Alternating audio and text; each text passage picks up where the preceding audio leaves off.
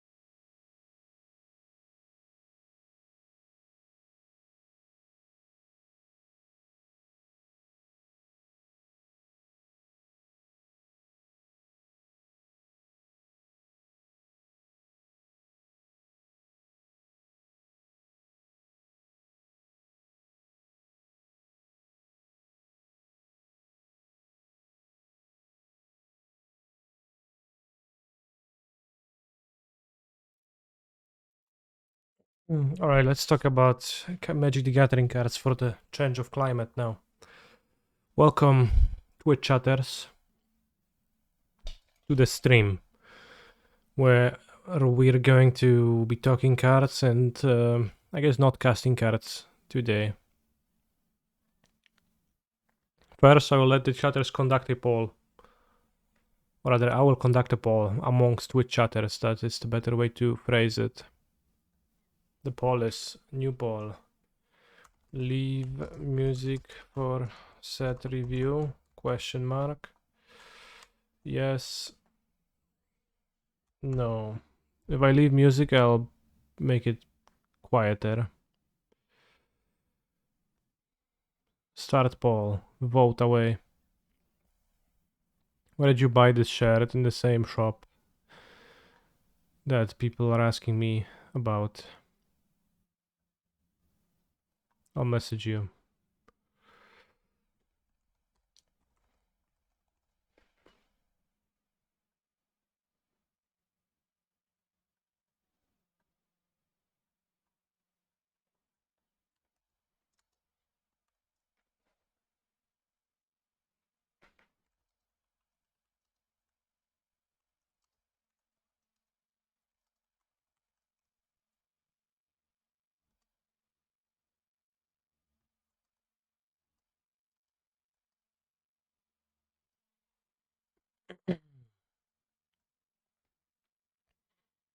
Can you mute only the weeb music?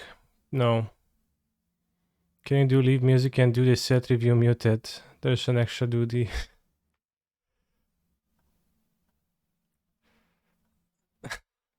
I can. I mean I can, I guess. I technically can, yeah. Yes, I can.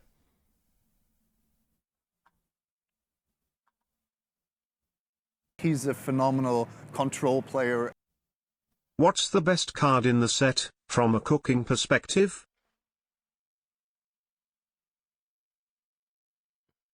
Cooking perspective.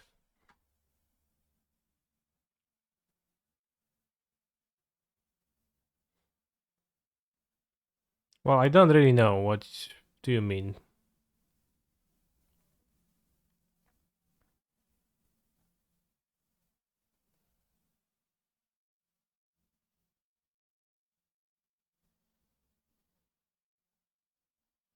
Cooking perspective.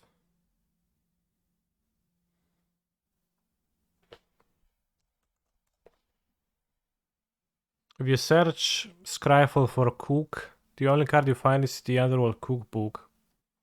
Literally nothing else.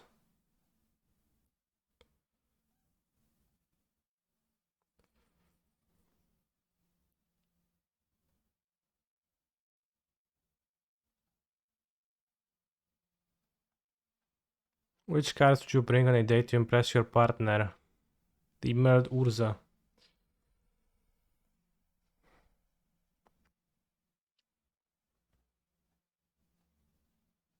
Because look what Urza did. Put the Weak Stone and the Might Stone into his eyes. Now that's a huge sacrifice. I don't know if that translates to anything, but...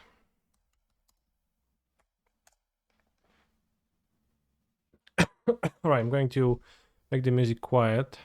So now he's blind. He is blind, but he sees with the eyes of love.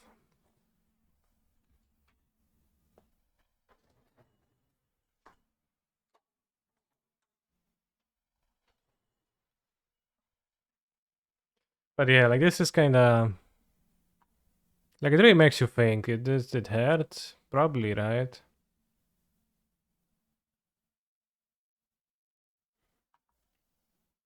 Like what made him think it's a good idea?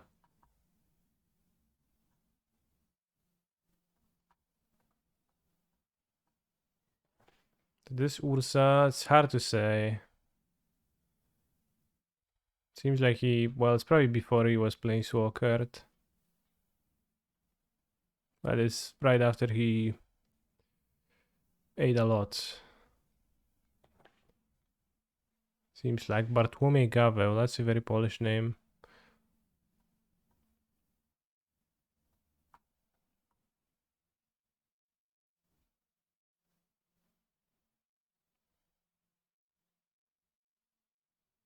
Exalted, exalted.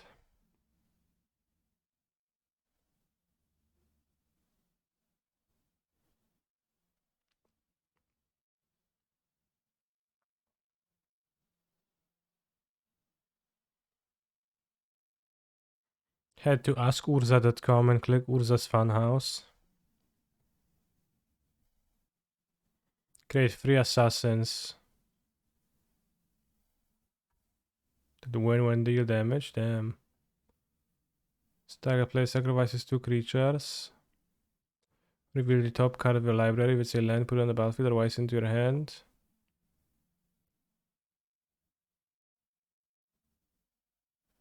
It's kind of weak.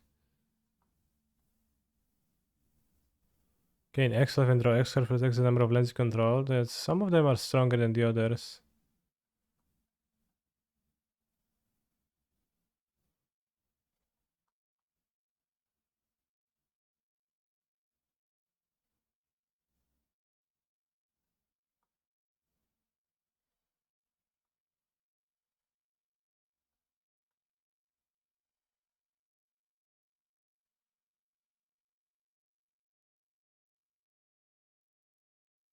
Is advantage legal? It is not. It has the acorn. Just random planeswalker abilities.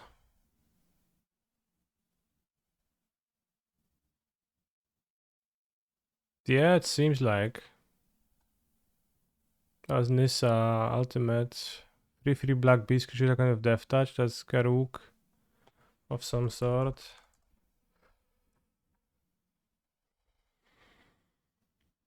The hunter, Karuk.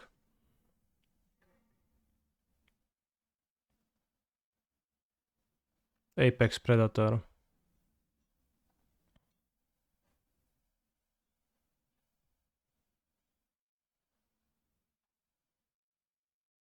Right, bros. But regardless of whether Urza does the thing to his eyes or not, we have to review the cards. So let's get it started. Let's move the set review screen.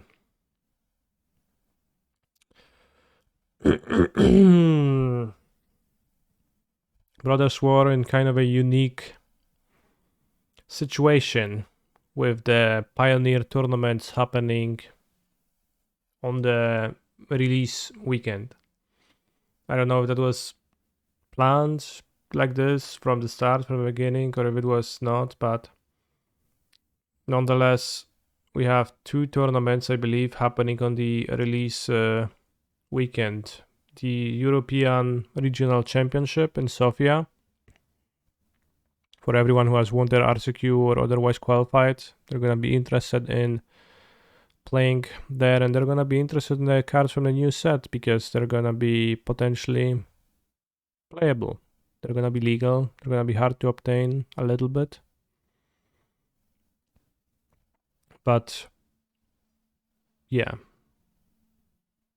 it is something to keep in mind. And I believe there is also Atlanta in the US, which is the same thing. Also a regional championship, Atlanta DreamHack, right? Correct me if I'm wrong, brothers, but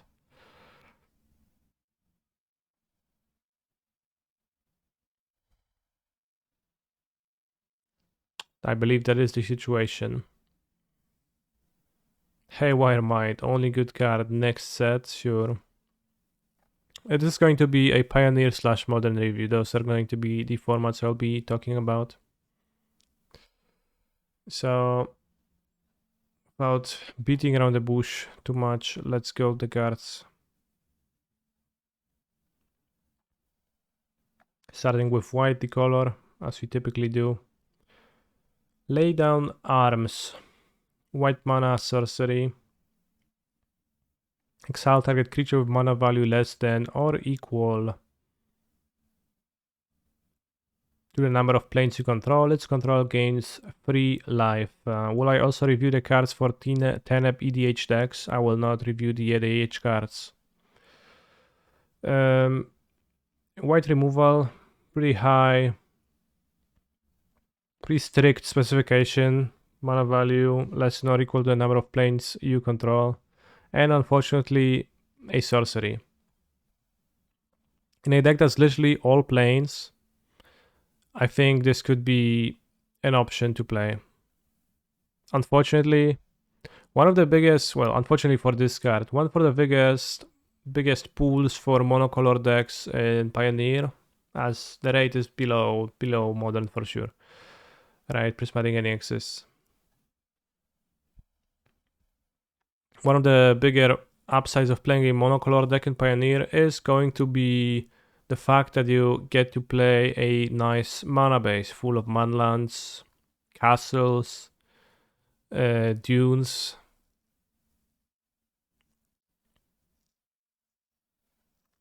Love said reviews, not because they provide me with materially useful information, I only play limited, but they are a rich source of enjoyment when cards deemed unworthy of review turn out to be ubiquitous months later, yeah.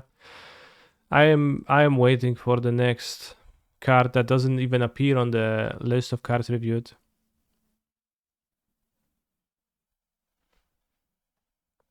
But yeah, as is, lay down arms gonna be kinda hard to have many planes, although you can get to 2 or 3 planes pretty easily in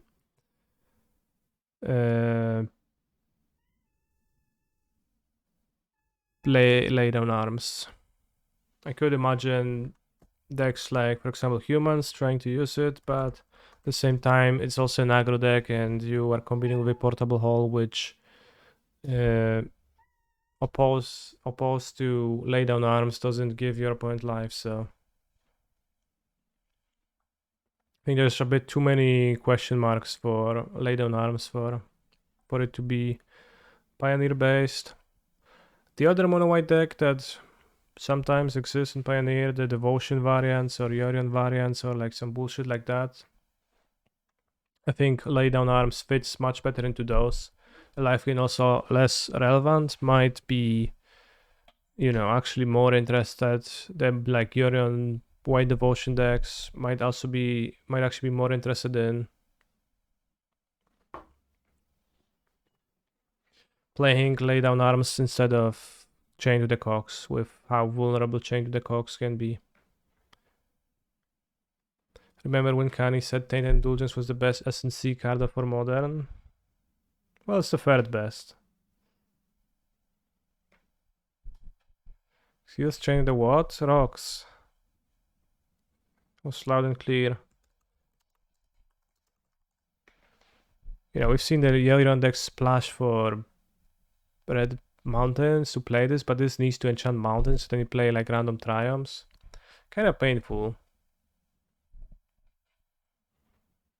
Just realized lay down arms is in a literal way source to plowshares. Yeah, I give it 2 out of 5. Niche Pioneer removal. It's okay.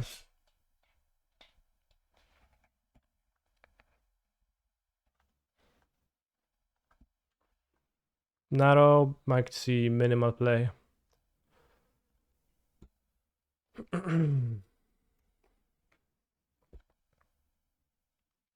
No, it probably isn't a sideboard card. If I were to play this, it would not be as a sideboard card, but rather I would main deck it. I could see sideboarding it in mono white over portable hull, but the life gain is a little bit of a painful one here. Loran of the Third Path. 2 white legendary creature, human artificer with vigilance. ETB, destroy artifact or enchantment. Tap you and target opponent each draw a card.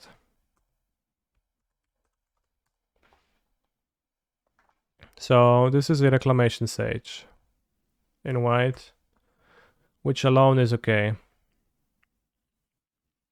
At the same time, there is also like a few extra upsides. Legendary creature, or in some formats it matters. Actually, it matters in most formats nowadays. It matters with the channel lens from Kamigawa. It probably will matter in the future of many things. And it's a human, yeah. And also has vigilance and the activate ability. The activate ability you probably will avoid activating most of the time because you don't want to give your opponent cards, although there will be situations where you will want to. Thank you, ArxMTG, for the sub.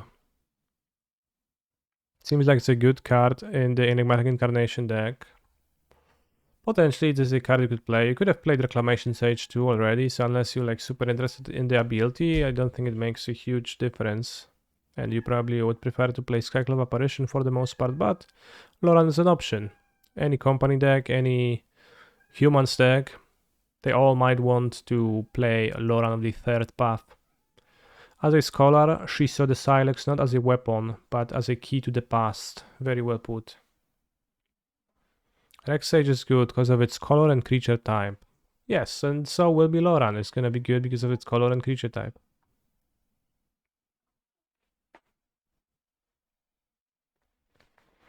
You can also, you know,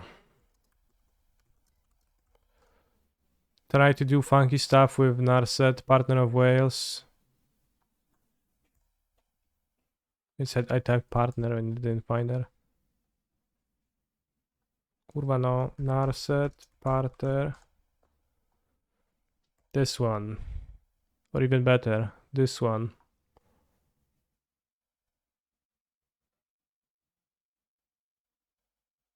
Or this one. Have you seen this? Chibi. Bring up Notion Thief, jeez, yeah, exactly. What the fuck is that? It's a Secret Lair Chibi Narset. Or Spirit of Labyrinth. Spirit of Labyrinth is, I think, actually a Legacy played card. Like the last time I played against them.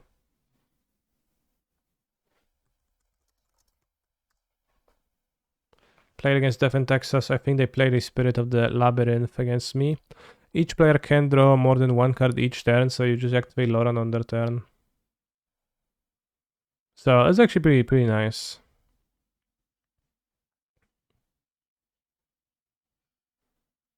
Few play Spirits in Legacy because you want to minimize exposure to 1 Toughness 8. Curious. My opponents typically expose themselves to 1 Toughness 8 pretty significantly then. I mean, Rex Sage isn't like super nuts, but it's like a solid card. So again, this Rex Sage Plus, it's like better than a Rex Sage for the most part.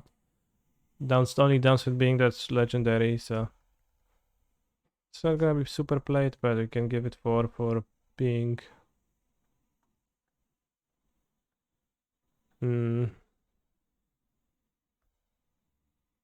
just a baseline powerful card.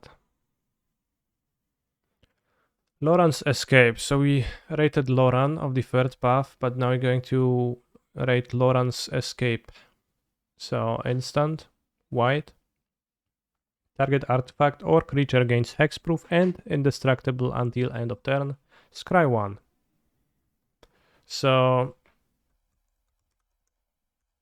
Blacksmith skill it is not, but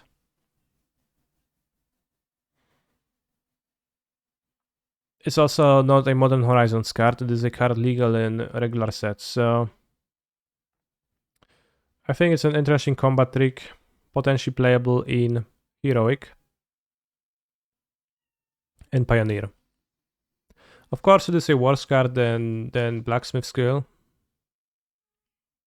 But as we said, like the legality is the important thing, I think. Giving both hexproof and indestructible, actually pretty good for Heroic. Previously, awkwardly, there were spots where like you build a big heroic creature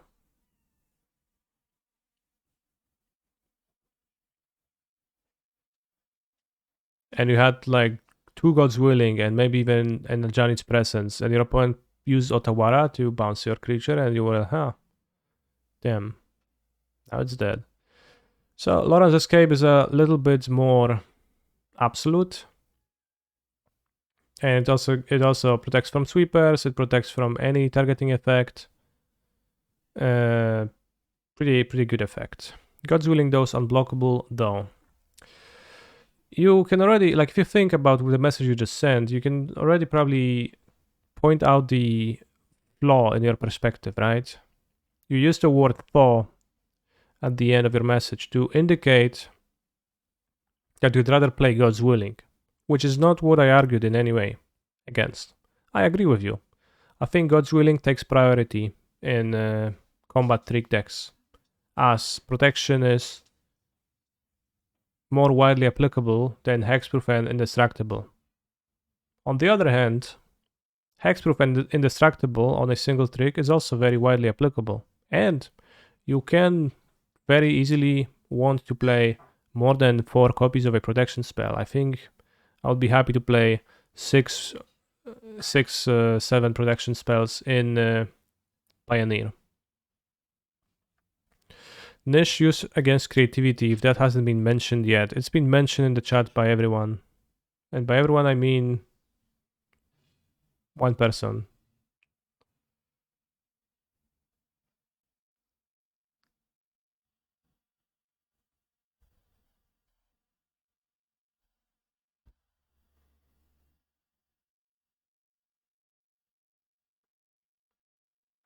So yeah, for Modern irrelevant because there is a better card. For Pioneer there is no better card.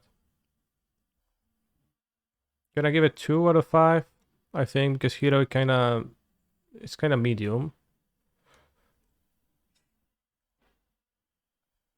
Overall. But it's a good card for Heroic. I believe it is an improvement for the deck. Tamiyo's safekeeping, but white and worse. This is actually not worse, right? I think the average value of Scry 2 is much higher than Gain 2.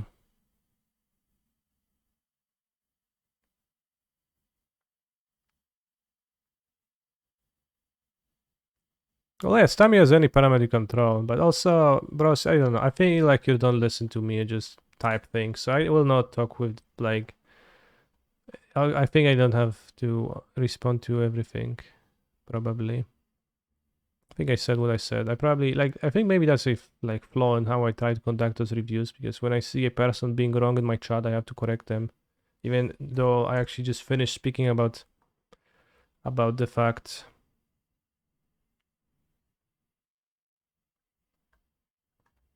So yeah, good for Heroic and Pioneer. Maybe other Pioneer combat trick decks, although there's not many of those. Recruitment Officer. White mana, creature, human soldier.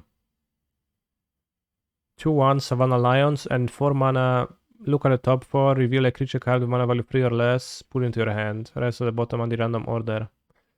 Pretty prohibitive activation cost, but it is a Savannah Lion with an upside. My rough estimation from a person that doesn't really play humans in Pioneer too much is that it's probably a better 1-drop than Soldier of the Pantheon, as I think Soldier of the Pantheon's upside is also pretty minimal. So it is just a little bit of a Savannah Lions exchange. Notably, Recruitment Officer is also a soldier, and soldier gets some relevant synergy this set. Let's actually bring this up now, because I guess it's kind of relevant now. Fortified Beachhead. Land, ETB tapped unless you reveal a soldier from hand, or you control a soldier. So it's also pretty nice that you don't have to have the soldier exactly in your hand. It's gonna be untapped in most of the scenarios if you have a huge amount of soldiers in your deck. On top of that is a blue-white untapped land, and 5 taps, soldiers get +1/+1. It's pretty solid. Given that a huge amount of creatures in the mono-white deck already are humans, it's not too far away to think that you'd see Fortified Beachhead, blue splash and humans for like some of the cards, or like, I don't know, maybe cyber counter spells if you're into that.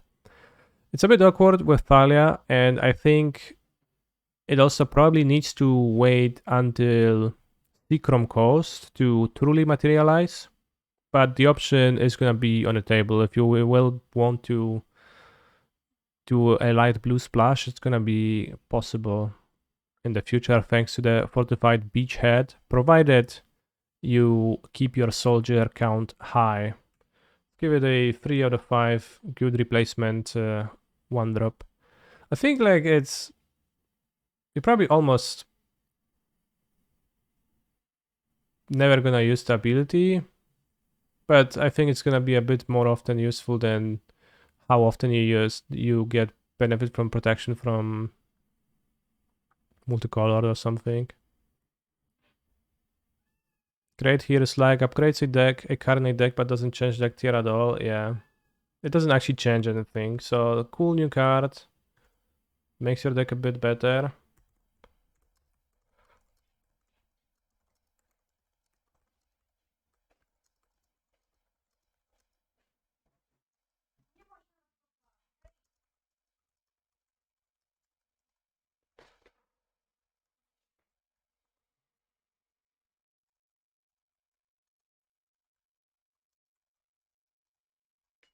There's also a Soldier Lord, so you might look into that.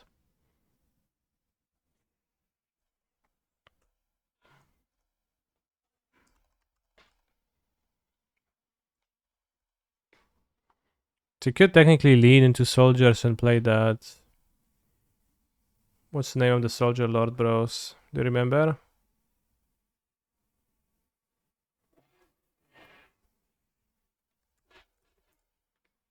Yeah, unfortunately some of the power cards are not soldiers. Valiant Veteran. But Luminarch Aspirant, you know, Adeline, both not soldiers, so they're kind of not great. So there is some thinking to be done with mono white. Myra is a 4-drop. Is review Pioneer focus or general? General, but mostly Pioneer focused.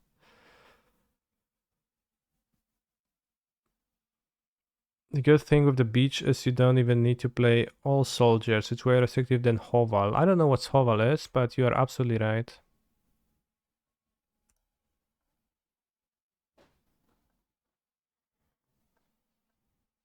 Hopeful Initiate also not a soldier. I don't think it's absolutely necessary to play it, and you could maybe cut the guy as your 1-drop, right?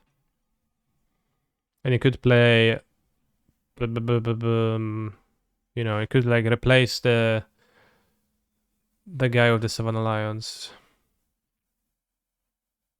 the Initiate with the Recruitment Officer, and keep the Soldier of the Pantheon. Calamity's Wake. So does Urza have the power stones in his eyes at this point?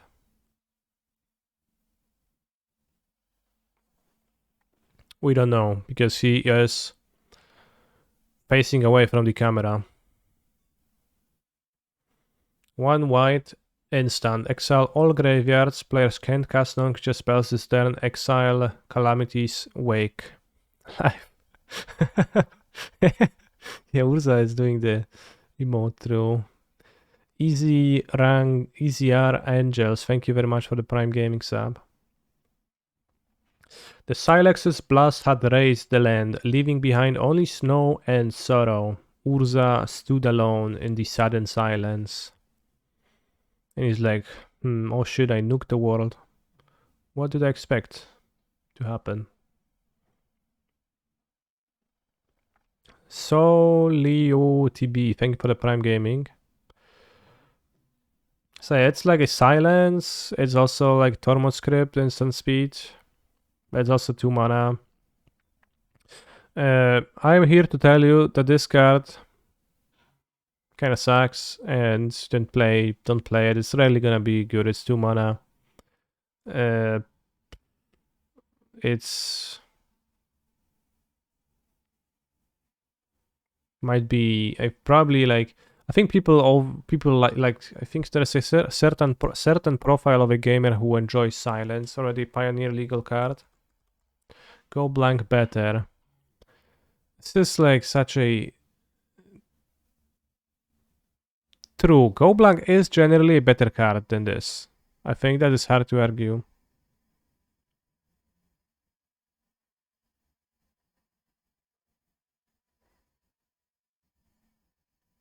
Goblanc is generally better than this card, as I think this card is not super. I don't think they necessarily fill the same role, like Silence is, for example, a hate card versus combo decks. Counters Ultimatum out of Lotus Field.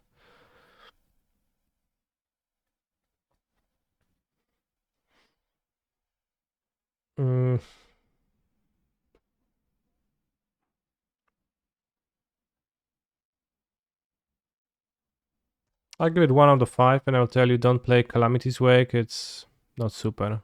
For 2 mana, it's like too clunky to keep it up. It doesn't have like the... Not that great to hold up a 2 mana interaction like that, so...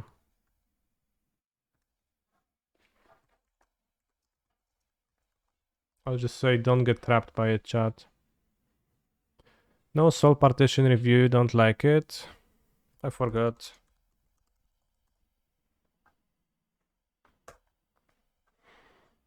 I forgot to add Soul Partition to the review. As typical, cards escaped my grasp, so let's talk about Soul Partition a little bit. 2 mana instant, exile target non-permanent. For as long as it remains exiled, its owner may play it. Spell cast by an opponent this way costs 2 more to cast. This you should think of as a bounce spell rather than a removal spell. And I think it is actually something that you could play in, let's say, Humans aggro deck in Pioneer. Once again, instant speed, exile anything, and it just like comes back. It's better Into the Wind for that Tibalt deck. In a way, but also not really, right? You need to then cast your Tibalt for 2 mana at sorcery speed, and Into the Wind lets you cast your Tibalt for 0 mana, so it's total 3 mana, and this is total 4 mana. Soul Partition also gonna combine nicely with cards like Thalia. It's also opponents, yeah. Wait. Exile target non-permanent. For as long as that card remains exiled, its owner may play it. A spell cast by an opponent this way costs 2 more to cast, so your spells don't get taxed. That's pretty good. So you can use it as a flicker spell in response to removal. While you can also use it as a bounce spell on your opponent's staff. Damn. You have to pay 7 mana for the T-Balls. True. That's the problem. It's an unsummon, right? Yes. I guess Soul Partition 2 out of 5, I think. 2 mana, like any permanent unsummon. Unsummon plus, honestly, right? It's a bit better than an unsummon. It's decent.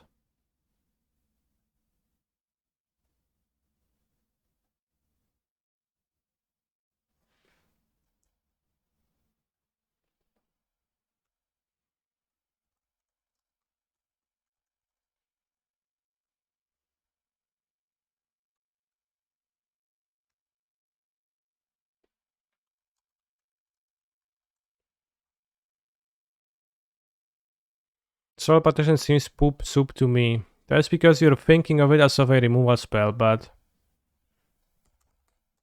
You know... Look at this card. Does this card look poop soup to you? Not necessarily. And Soul Partition is better than that. Yes. Well, but what about... You know, Brazil...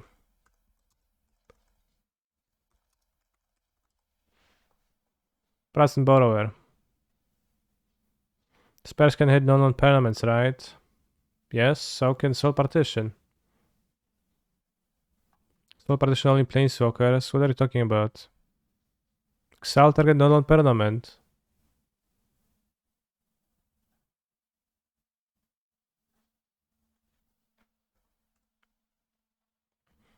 Let's move to blue cards, as otherwise my soul will partition my body.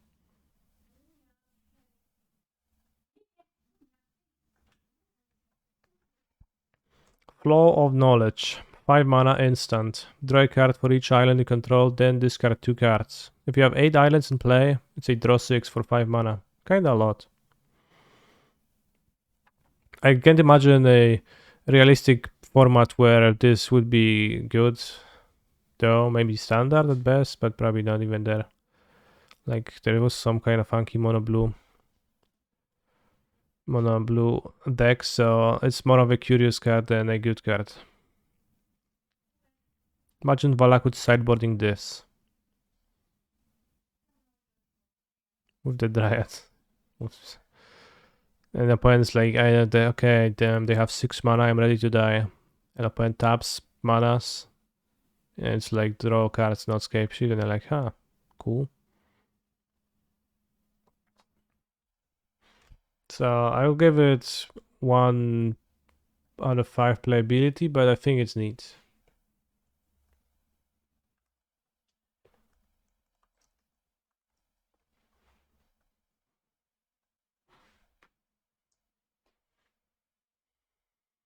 One with the multiverse. 8 mana enchantment. You might look at the top card and play lands and spells from the top, and once during each of your turns, you may cast a spell from your hand or top of a library without paying its mana cost. What are the criteria of cards to end up in yours review? I have to find them neat or worth talking about. So this is white mana, obviously not gonna be hardcasting this, but I believe it does improve for example, the Pioneer deck, let's say. Tybalt's Trickery. It should be an improvement to the deck if you have more Omnisciences to hit. And Tybalt's Trickery in Pioneer, from what I've seen it play, it's the best.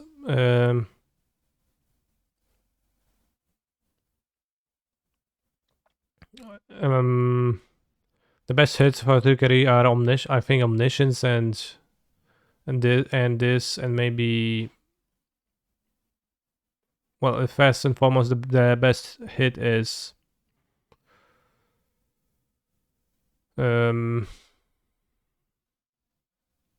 Emergent Ultimatum, I think, and then like after that it's probably good to have as many Omnisciences as you have in your deck.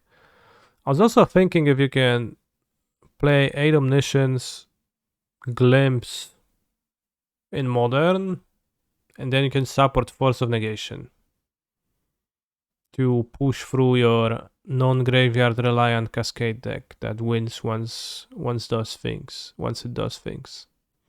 Probably not, but I think worth checking out. This makes Resurgent Belief broken. It does surely look pretty neat in Resurgent Belief. Damn. Well, I'm gonna revisit Resurgent Belief the next time I play that deck. Because you can discard one of the multiverses better than Omniscience, probably, in that deck. What's the story spotlight here? There's not even flavor text. Well, it's Urza's Spark getting awakened. He's becoming the most powerful planeswalker in the world, I believe.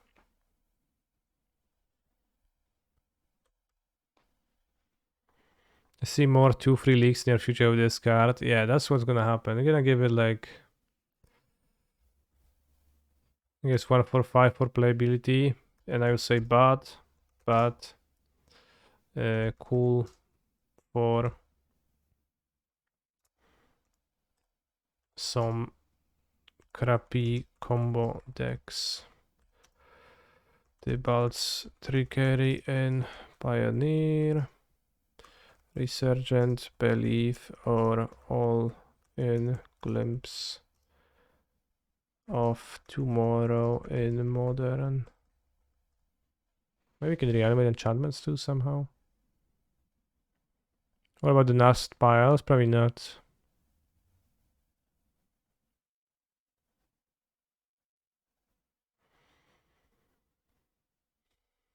This set doesn't even have an AMV. How am I supposed to know the storyline?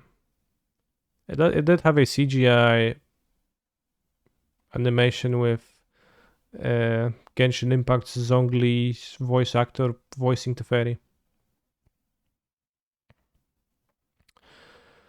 Teferi, Temporal Pilgrim, 5 mana. Whenever you draw a card, put a loyalty counter on Teferi. Okay. 0, draw a card. Fake 0 because you actually gain a counter.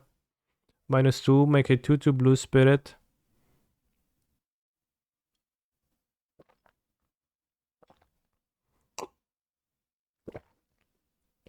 With Vigilance, and whenever you draw a card, put a counter on this creature.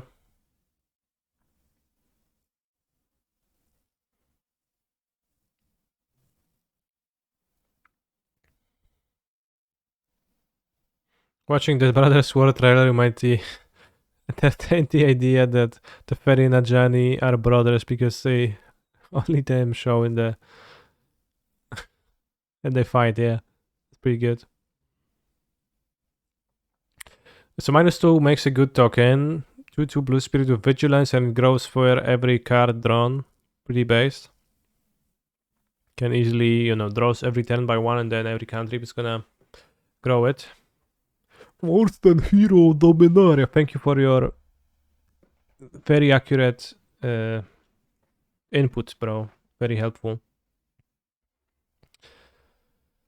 It is not a planeswalker I would try to use in Blue-White Control as a finisher to end the game.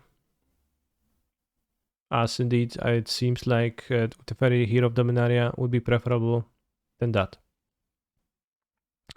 So I think where Teferi would fit more would be probably a sideboard card for Phoenix.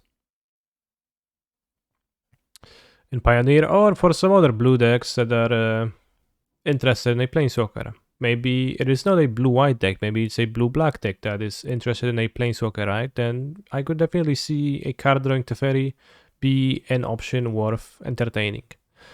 For Pioneer, it is 5 mana. It is a bit expensive for Phoenix specifically. It is a bit awkward.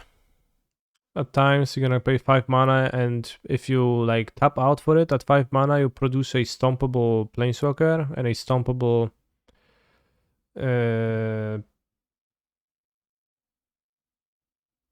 creature that's a little bit low output immediately. But the ceiling is pretty high. If you start casting ops and treasure cruises with this on the battlefield, then this can gain loyalty pretty high, and the tokens are going to grow to 5/5, 6/6, 7/7 pretty easily. Still dies from Rending Volley without surviving because it's a 0 ability, not a +X. Rending Volley does not actually hit Planeswalkers, does it? So yes. Rending Volley deals 4 damage to target white or blue creature. Okay, so if you have Mycosynth Lattice and March of the Machines, then I guess it still doesn't die to Rending Volley because Mycosynth Lattice makes it a colorless artifact, right? So you also have a Painter on white.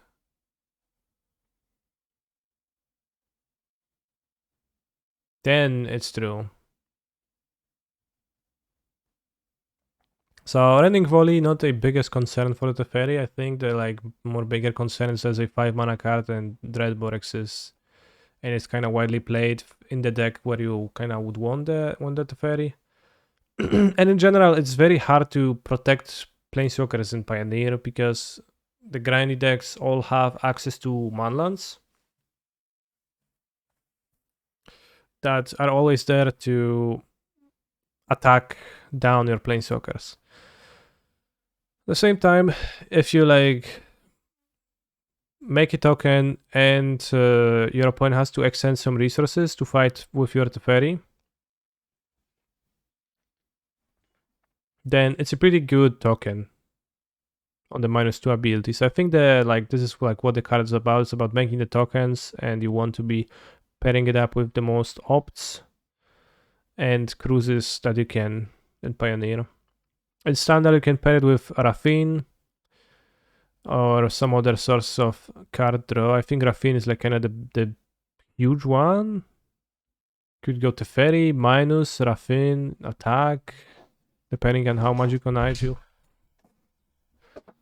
You can do stuff. Fable loot also works. Yeah. Fable is not that convenient because you are not super likely to have the chapter 2 happen at the right time, right? But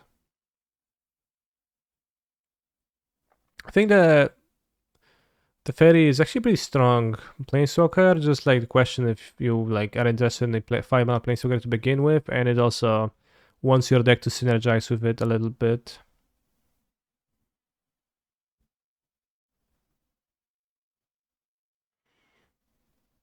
What stops Raffine from sync play in Pioneer? I think mostly not being like good enough. Like, I don't know what stops Raffine. I don't know what doesn't stop Raffine from sync play. The other day I was playing against a Greasefang deck, Esper Greasefang deck that was playing Raffines as secondary creatures. I guess displayed on screen, Rending Volley is pretty good against Raffine.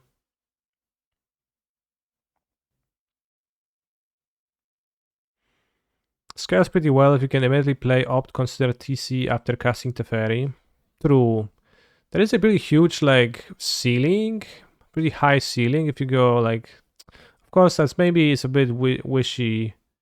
Maybe a bit Christmas land, right? To play Teferi and then cast Cruise afterwards, but if you go Teferi, make token, cast Cruise, then you end up with a 5/5 Spirit and 5 Loyalty Planeswalker.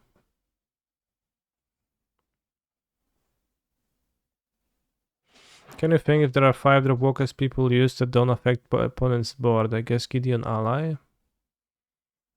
Well, Teferi Temporal Pilgrim affects, makes big tokens. I don't know. Why the Spirit has Vigilance instead of flying if it's blue? It's a good question. Flying is a better ability than Vigilance. So that's probably why. They wanted to give it something. I don't know.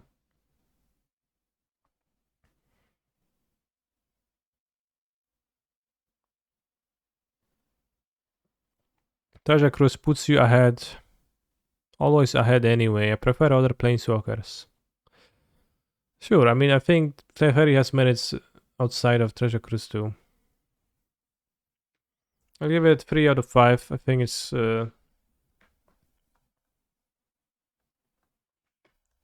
it's probably not super because a 5-mana planeswalker, but like how many of those you want? The answer is closer to 0 more often than 1. Well, I'll try it in Phoenix sideboard. Modern, obviously not a modern playable card. Arcane Proxy. 7 mana. Prototype for 3 mana 2/1. When ETBs, if cast, exile a sorcery with mana value less than or equal to its power from your graveyard. Copy the card. You may cast a copy without paying its mana cost. This card...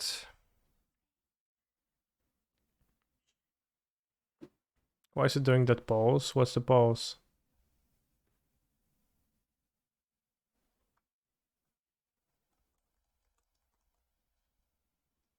So yeah, we are allowed to play proxies in Pioneer through.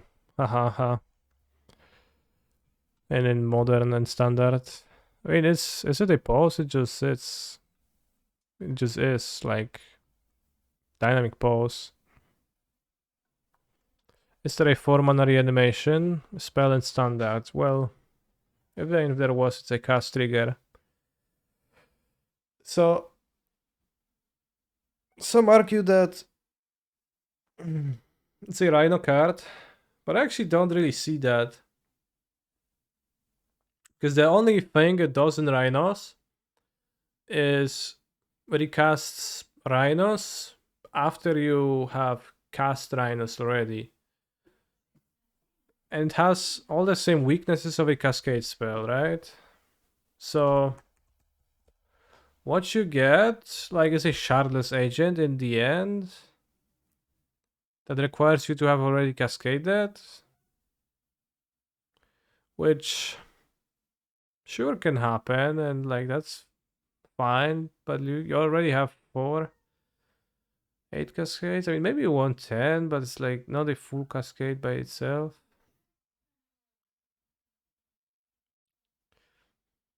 It cannot recast anything else because 2 power doesn't recast anything. Because everything has higher mana value than 2 in Rhinos. It's just a colorless card in your hand, right?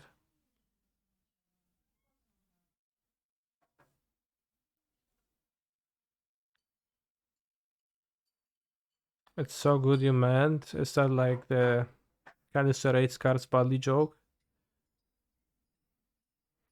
Can't cast Stomp, right? Bonecrusher Giant is not a creature or not a instant or a sorcery card, it's a creature card, so you definitely can't cast Stomp.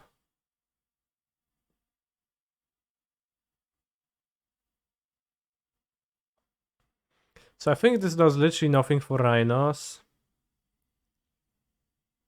Now, as a value card, See That Truth in Pioneer will be good. Yeah, you finally see the truth, bros. See the truth is cool. 2 mana anticipate. Casting it is kinda lame, and you never want to go through the trouble of casting the front side of See the Truth to play the back side. And feels kinda harder than just treasure cruising.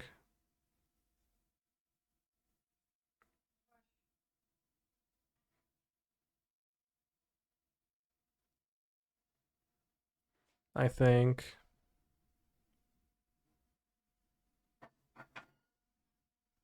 Cool and Glimpse better than Goblin Dark Dwellers. Once again, in Glimpse, the Arcane Proxy is not going to function the way it needs to because it is a cast trigger. Or rather, on cast trigger. It has to enter and you have to cast it. If it enters from Glimpse, it does not re-Glimpse, which, you know, you're saying that it's gonna be better than Goblin Dark Dwellers. Which is not a card that they play often nowadays, but the purpose of Goblin Dark Dwellers when played is being a red card to push to Fury, being a value card to cast for 5, and I think most importantly, being a hit of Glimpse that lets you re-Glimpse to make sure that you actually kill with a Glimpse. Arcane Proxy fulfills, I guess, the grindy role only. So I think this would need to be a like Snapcaster Mage. You play it and you recast an Opt or something. Or a cantrip for 3 mana but sorcerer speed.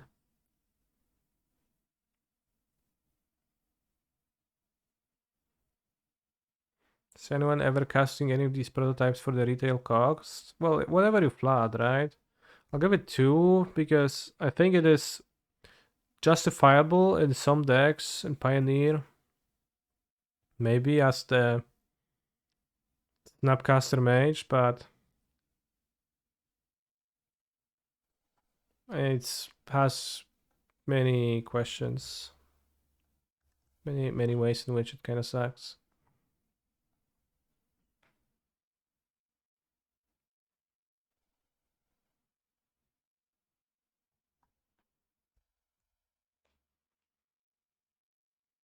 Yeah, Sorcerer Speed is pretty bad. Kind of like Finally of Promise when it was played in Phoenix, yeah. Is it nice with Shredder if it is your second spell? Sure. I mean, yeah. You can also cast an Opt too. Wait, chat, See the Truth doesn't work?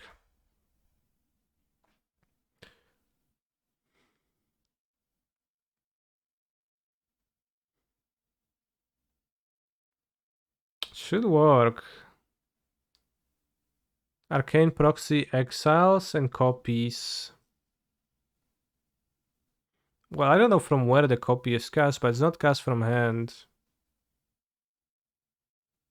And that's all that See the Truth wants. If the spell was cast from anywhere other than your hand, put each of those cards into your hand instead. But yeah, they were using the wording pretty often. Exile and then copy instead of give the flashback to the card.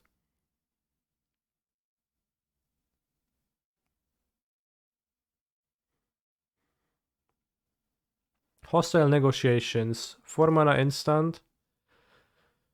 Exile the top 3 cards of your deck in a face-down pile. Then exile the top 3 cards of your library in another face-down pile.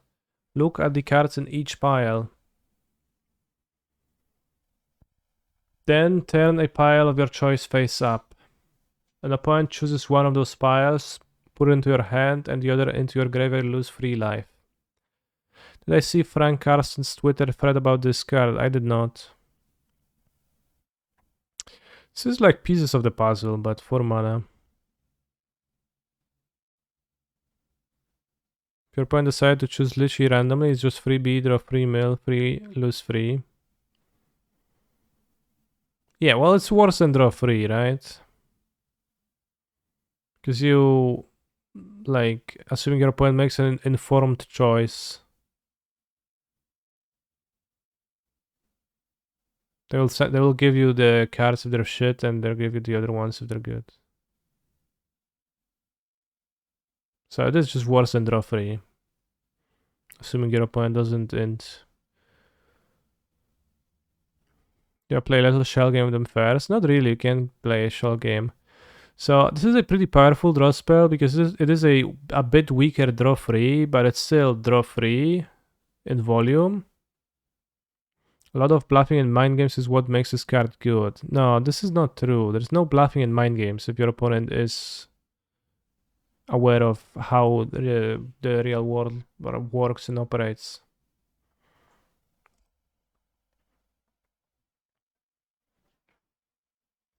Like, you're not really doing mind gaming, right?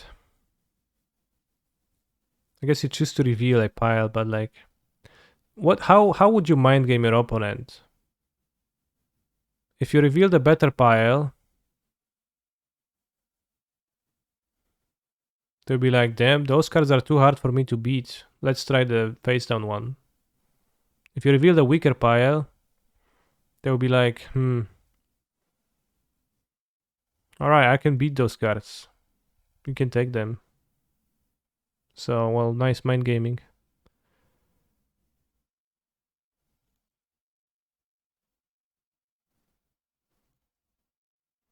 Can bluff by showing a better pile face up. They fear whatever is face down, so they give you the better face up ones. Well, if they can't beat the face up pile, they will give you the face down pile. Assuming your opponent is a rational agent and not a fearful individual. So I think just treat it as draw 3, mill 3, and you lose 3 life. It's pretty strong if you can like use your graveyard, right? It's kind of like pieces of the puzzle, but you get 3 cards. And it's also instant. But at a 4 mana draw spell, losing 3 life is gonna add up, and I think that's mostly the limiting factor that would make you not want this. Yeah, I don't get how it's worse than draw 3.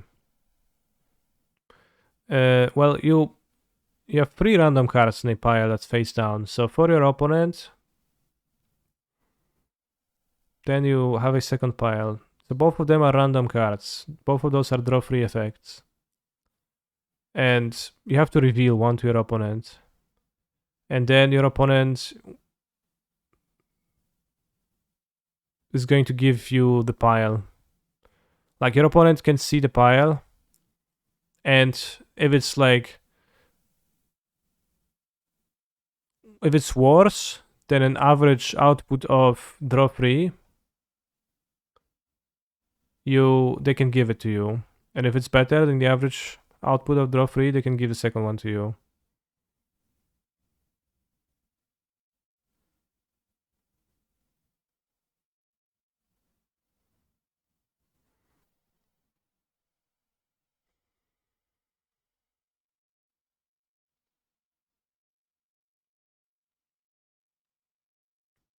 It does not really scale the point skill too much, bros.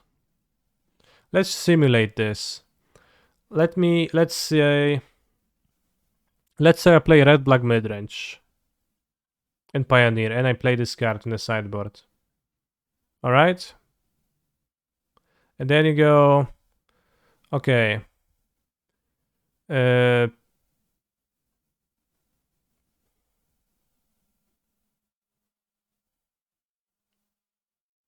Let's open model.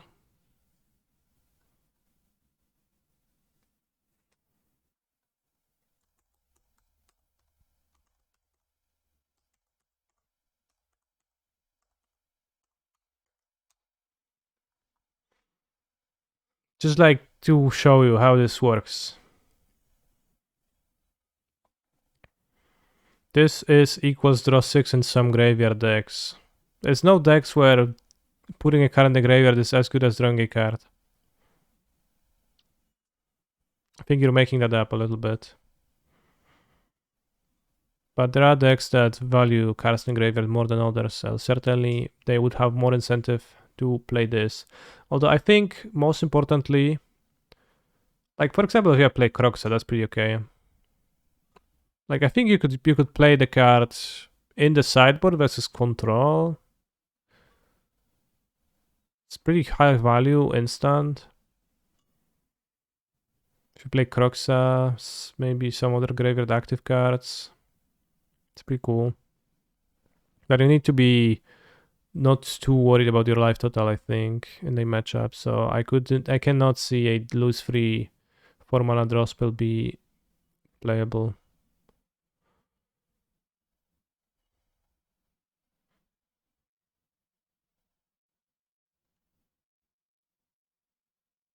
Main deck.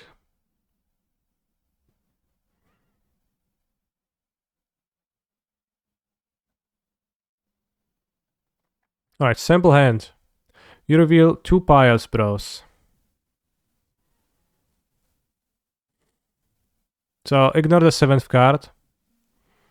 You reveal the pile of Fail Push, Adversary, and Harvester, and you reveal Blister Pathway, Haunted Ridge. Which one do you flip face up?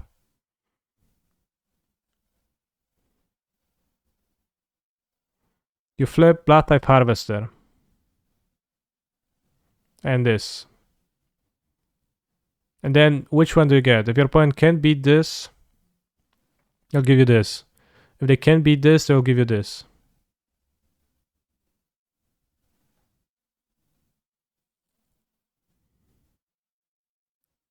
Roll dice on the side, true.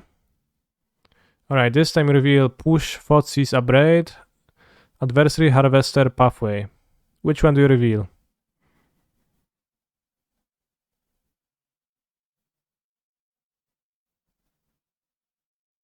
They'll never give you free spells with you having 4 mana. If you reveal 3 lands, you're going to get 3 lands for sure. Assuming you're like mana screwed. You're not mana screwed like. So you can reveal the lands. Just reveal the spells and.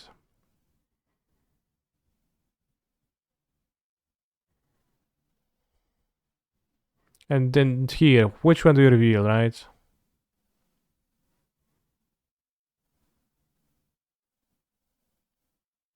I guess it depends on a lot. There's lots of interactive cards. Then you reveal 3 lands again and 3 spells.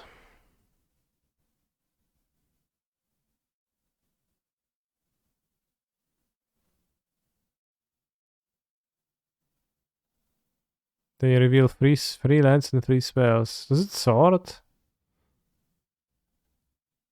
I think it sorts. Put spells first and then lands later, so that's kind of doesn't work as well. It orders the cards. Sounds rigged.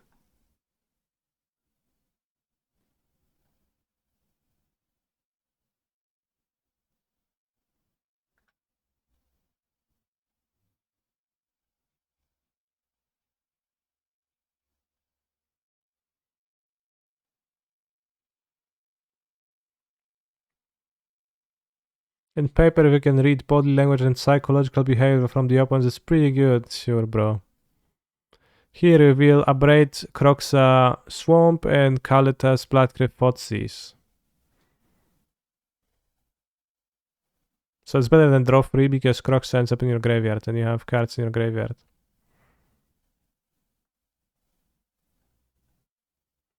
Then you reveal Land, Harvester, Hive, Bloodcrypt, Kolaghan's Command, Thoughtseize. So this is a good example, like what you're gonna do with this, right? You have 2 lands. Let's say like you have 2 lands and 1 useful spell, and 1 land and two useful spells, right? So you either reveal this, and then your opponent's like, huh, that's 2 lands and just 1 spell. Okay, I'm gonna give it to you. So you instead reveal this one, because if you reveal this, you guaranteed get this, and if you reveal this, they're like, huh, can I beat Thoughtseize and Kolaghan's Command? It's gonna be hard. So give you this. So what does your opponent know? So your opponent knows that you can't ever reveal a very weak pile. If you ever reveal a very weak pile, they'll just give it to you. So the face down pile is most likely worse than the face up one. Unless like it's all 6 cards are cracked.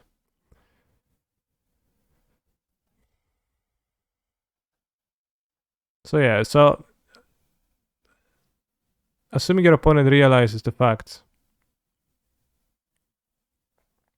you also can reveal a really good pile. True.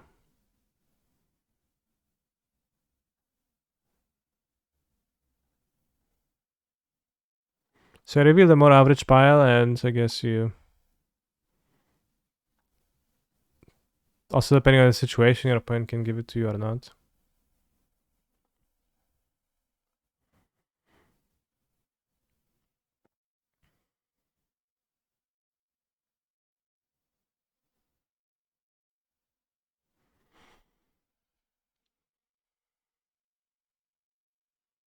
So I think that averages out to it being a draw 3.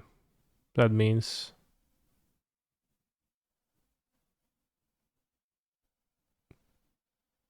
I think. Because if you reveal a shit pile, you can reveal it, and if you reveal a super strong pile, you can reveal it, and that's just kind of averages too.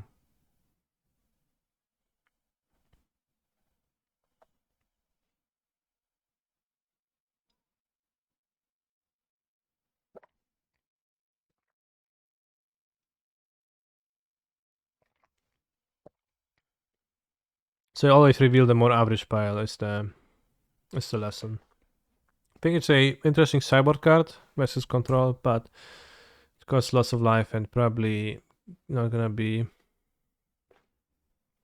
good. This card is literally only good if you have 2 good piles, right? No, because only 1 is face up, bro.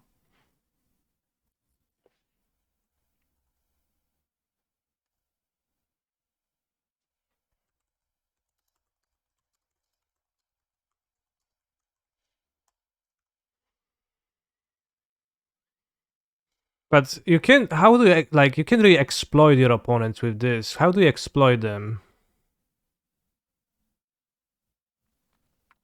Because you can't reveal, like, a shit pile, because they'll just give it to you.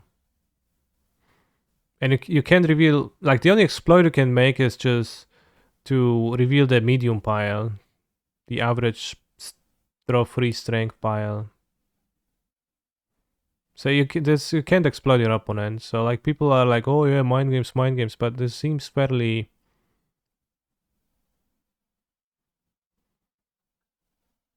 like you can't exploit them.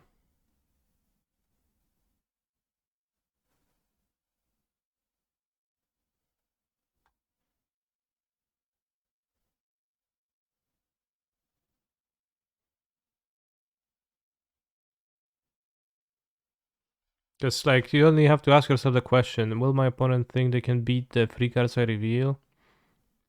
If they can't, they probably will give you the other one. Reveal 3 medium spells versus 3 great spells. Yes, but that's the same thing. You still reveal the more average pile. I guess no, that's not me. Like, sure, the less. Yeah, well, assuming that 3 great spells is less common than like the medium flips, so 3 medium spells. So you reveal the weaker pile. Not weaker pile, the more like toned pile. Alright, next card. Probably nobody will ever play with hostile negotiations anyway, so this is all conjuncture.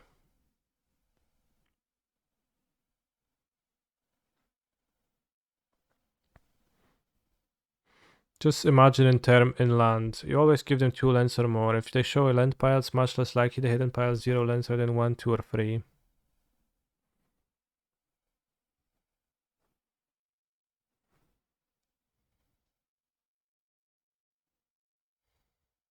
Yeah. Oh, the misery.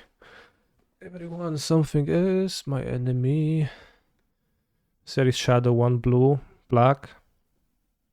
Is this better or worse than just drawing 3 cards? I think worse, but slightly. Or like same.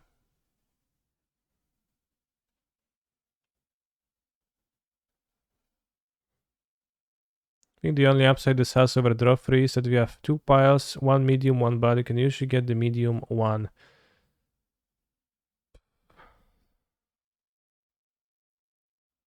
Well, that's still 3 cards from the top of your deck, so that's still draw free. Still 3 cards from your deck, from the top of your deck. Would that card be better if you reveal randomly? If you reveal randomly, then it's just free to draw free and your opponent sometimes knows.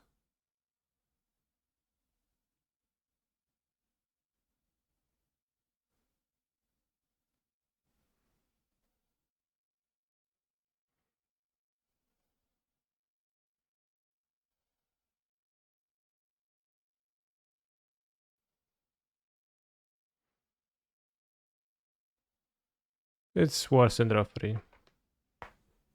Because they also sometimes know what they drew.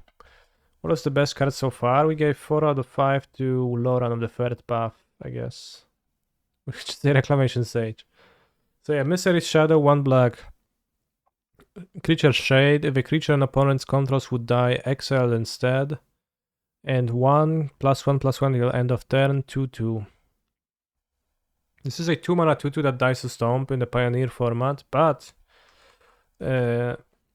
what I found about the mono-green, red-black versus mono-green matchup was that Kalitas ruled. Absolutely ruled. And not even for making zombies. It was just the fact that, well, making zombies is great. It dominates the board, but what really rules is just the fact that you can spend removal spells and kill the trolls and cavaliers out of mono-green. Just kind of based. Red-black is also often ridiculed for being a 3-drop deck, and Misery Shadow is a 2-drop card. It is not a high value 2-drop card, but it's not like blank against anyone. Like 2 mana, 1 mana to pump, that definitely can do stuff. Be a threatening 2-drop against people. You can just attack them for like attack them with a 2-drop and some point of the game, pay 5 mana, makes a 7/7. I think it's a pretty solid card, and I think I would be interested in some for curve considerations. It does protect itself from Bonecrusher's Stone, but not really on the draw, which is like the tougher stuff. There's also other cards that it hates, true, like yeah, Cat, Oven. What's the name of the cat? Cauldron Familiar. There's probably some other death effects, right? There's like even stuff like Extraction Specialist, where it's board presence. Misery Shadow is just a board presence, and then like it might make Specialist harder to return a creature back. There's Arclight Phoenix. Like, it's not a super card against any of those situations, really, the Mystery Shadow. But it does a little bit in many, many matchups, it feels to me.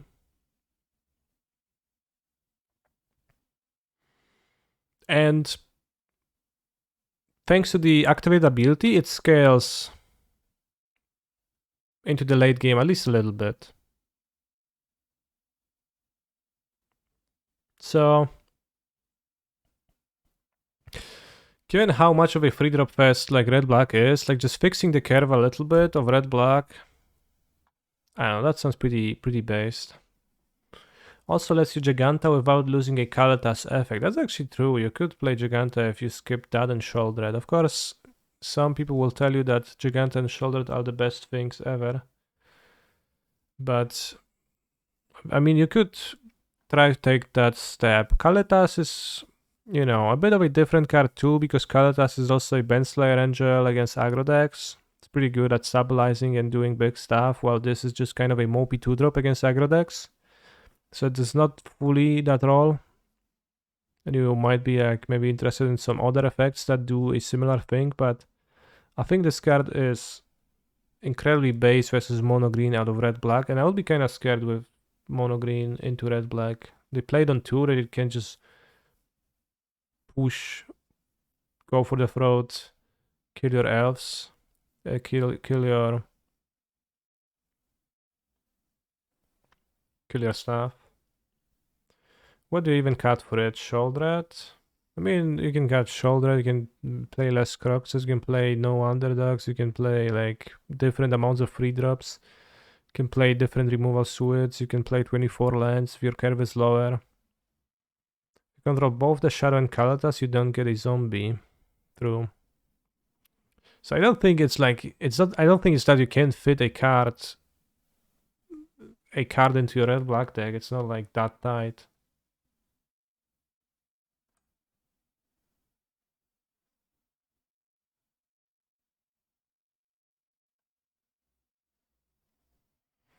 I think the owner of the affected permanent chooses the replacement effects.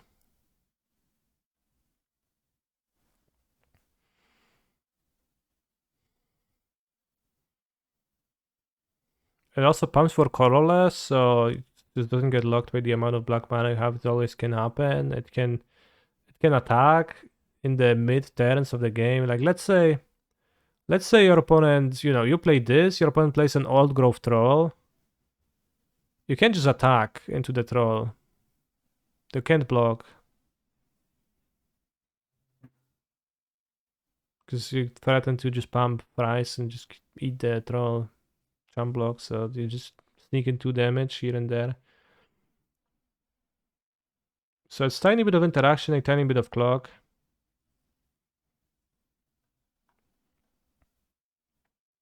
I'll give it a 4 out of 5 wool canisters because it seems pretty great 2-drop for me. I might be wrong about this because I'm often wrong about rating the cards and probably gonna see no play if I rated it 4 out of 5.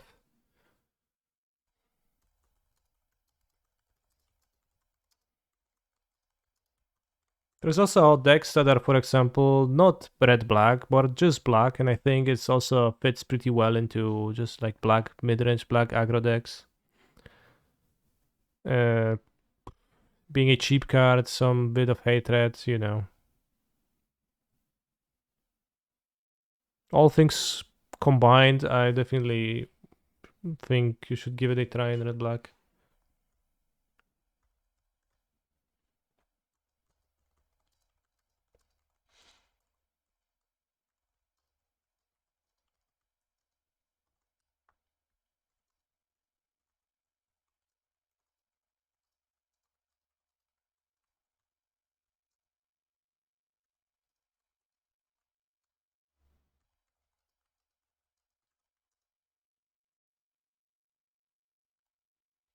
Sometimes you even have treasures laying around from Fable and it just pumps itself. This is the first creature that gets +1/+1 for 1 generic. It might be. Maybe there was one in Commander.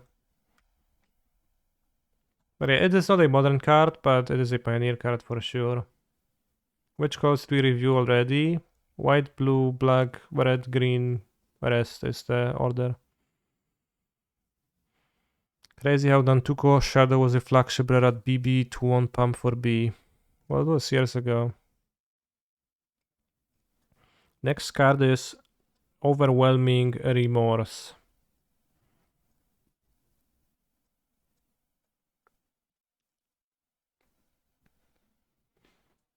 5 mana instant. Cost 1 less for each creature card in your graveyard, exile creature or planeswalker. This seems really nice when it's gonna work. I think unfortunately it's not gonna work too often because the incidental amounts of graveyard hate are pretty high in decks nowadays. So, you know, like the mid-range decks can get to play Trespassers, etc. and Pioneer oftentimes, and your graveyard is under constant attack. But, you know, 3 to 4 mana most of the time. Well, that depends. Living End card maybe. True, that's a good point. You could use it in Living End as an answer to Doffy Voidwalker, for example. Your graveyard typically is going to have a few creatures, so you might cast it on 2 even. You don't currently play black mana, but it is an answer to Teferi too. I guess it's an answer to Teferi in Living End. That actually sounds kind of real.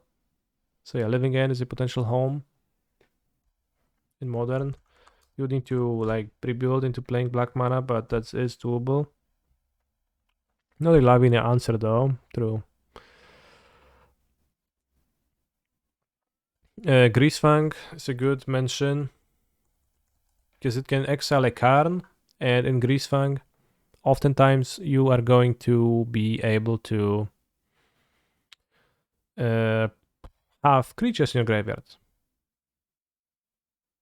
Right, so then like if you can make it 1 mana, that's really efficient. And 4 creatures in your graveyard is not the easiest thing to ask, but can definitely happen if you play a Grisly Salvage and like play something else.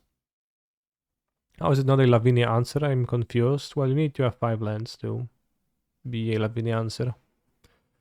How about Sacrifice?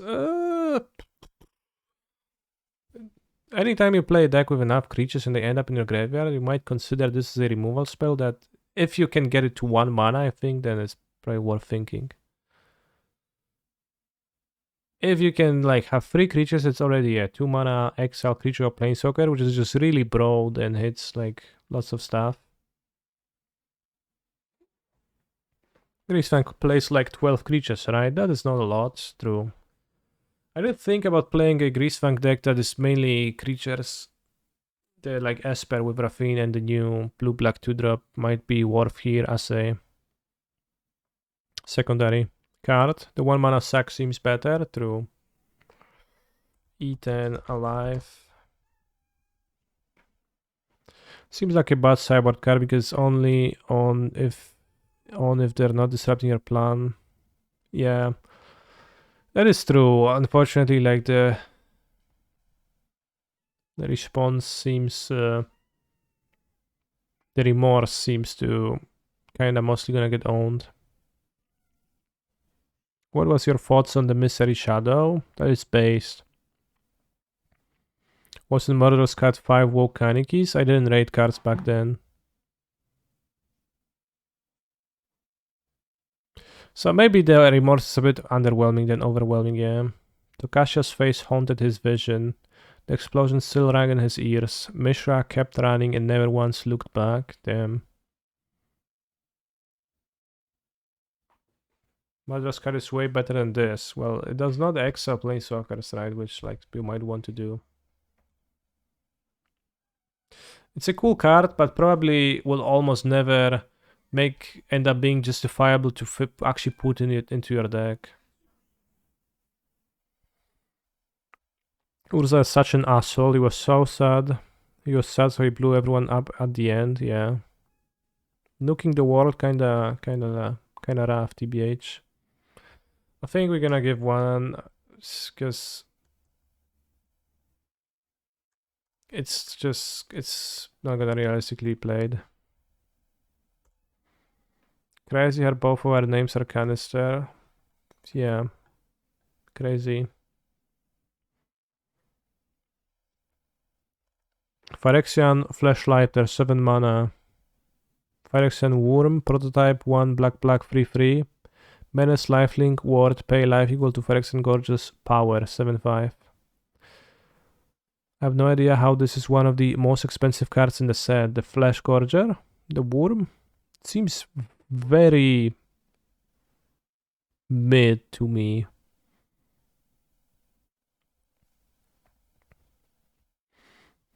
Say split card. For 3 mana I get a free Menace Lifelink with Ward 3 life, or for 7 mana you get Menace Lifelink Ward, pay 7 life. It's hard to deal with. Well, it's not really hard to deal with.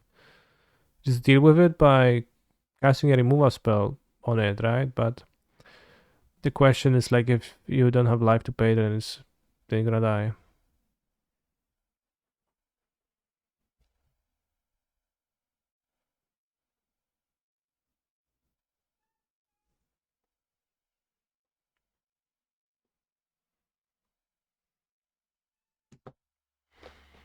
Just pay 7 life, yeah.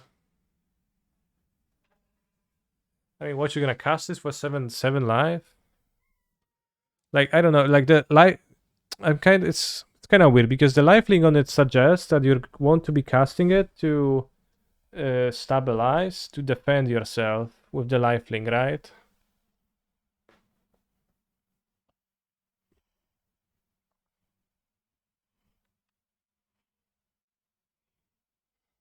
That's what the lifelink suggests, but maybe that's just like wrong assumption. Maybe it's an aggro card, but it's a 7 drop, 2. I don't know. It's probably like better in racing than it appears to me, because pay life, it's not like, it doesn't have card value attached inherently, but in practice it makes your opponent do stuff. But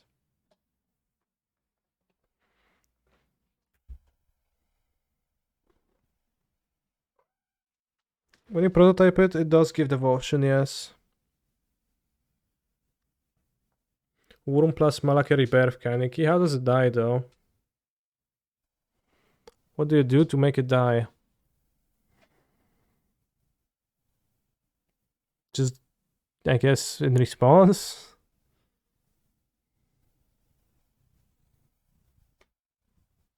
You attack your opponent and just hoping that it dies?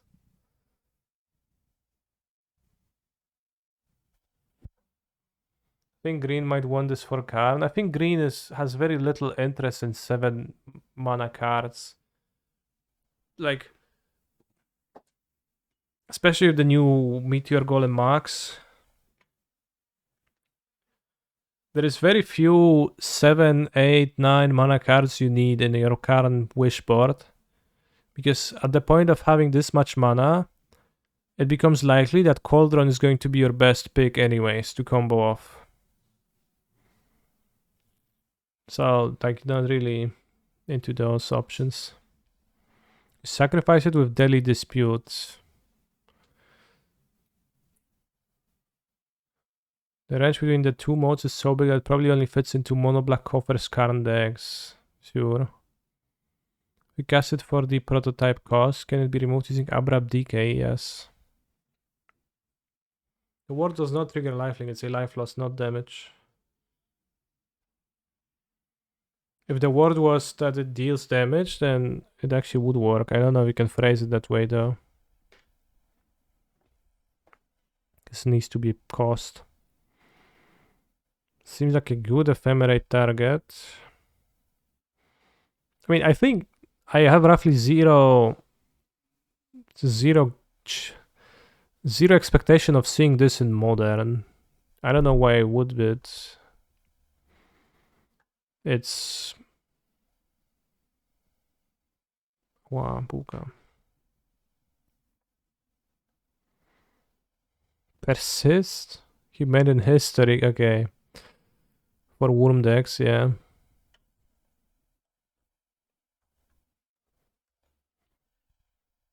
Vintage. Buka.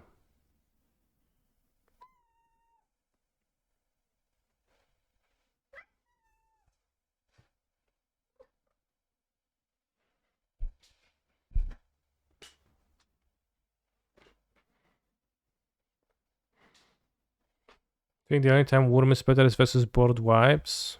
What? Worm coil? I mean, vintage it seems pretty irrelevant.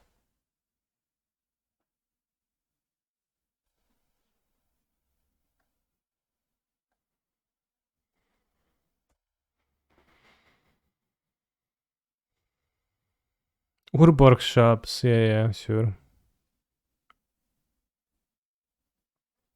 But yeah, if you ramp into it and the ward doesn't do anything, that's the thing. You need to attack your opponent for the ward to matter. This will be decent Cabal Coffers decks, right? No, I mean I can't see this being interesting for Cabal Coffers at all.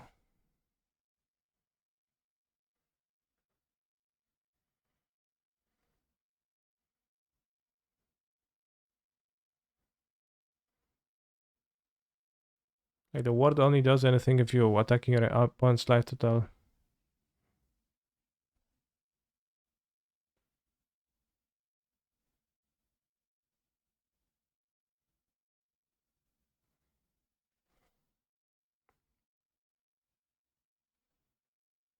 There was a black aggro deck in Pioneer. But also the black aggro deck will not cast a 7 mana part at all. And like mono black Nyctos is I think not gonna be that aggressive to make this a relevant card. This will be the new Sheoldred. Yeah, so it's if it's the new Sheoldred, then you're gonna give it 1 out of 5. I mean, you can play it as a like Wish for Khan, it's black decks, Nyctos, Black Ram, Coffers. And then it kinda makes sense now, so you're gonna give it 2 for that.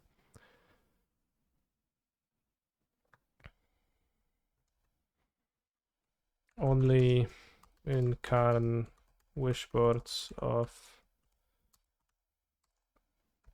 black decks, I guess. Orders of Ephemerate, bros. Be my guess, Ephemerate away. Ephemerate it away.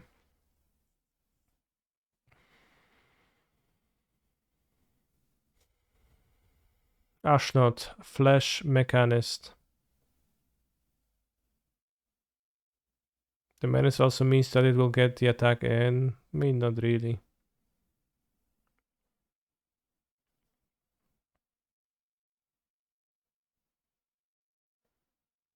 I mean, I just can't imagine this sticking.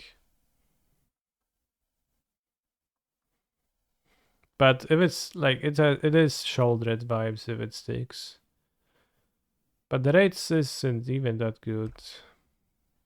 Like 7 mana cards, how good they are. They're pretty terrible. Ashnot Flesh Mechanist. Black mana Death Touch. Human Artificer. When attacks, you may sack another creature. If you do, create tapped Power Stone token. 5. Exile a creature card from your graveyard. Create tapped free zombie artifact creature token.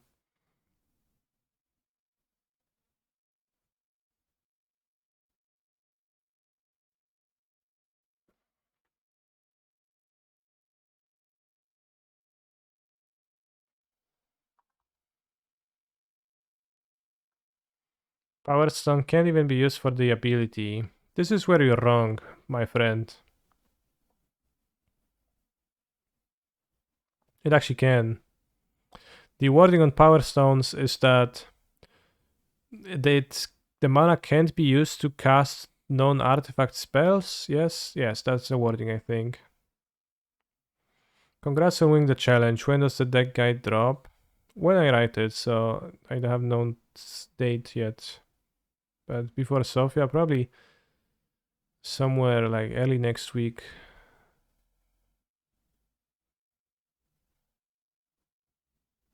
I think, yeah, early next week is gonna be.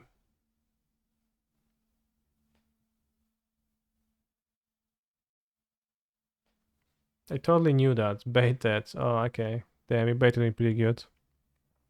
So it's a lot of words for a 1-mana Typhoid Rats.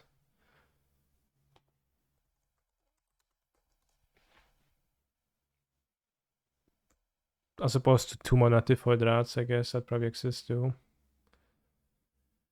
And say 1-mana card, it's a Black Legendary, Mox Amber. It makes a Power Stone, so this is a sack outlet for value. Seems kinda hard to get super much more, although the Power Stones stick around and they kind of can be tapped for stuff all the time. At the same time, you need to have a deck of creatures to sacrifice, so that seems hard to combine with like humongous artifacts. What are you sacrificing in a Mox Amber deck? Yeah, it seems hard to mesh well together into something that makes much sense.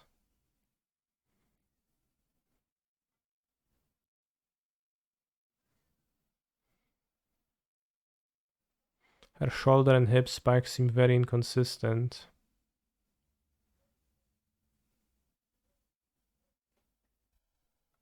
Interesting.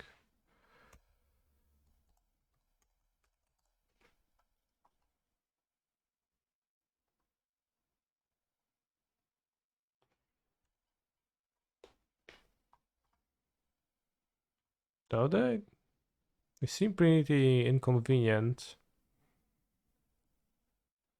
Is there any Power Stone payoff in this set? There's 20 humongous artifact creatures, so something like that.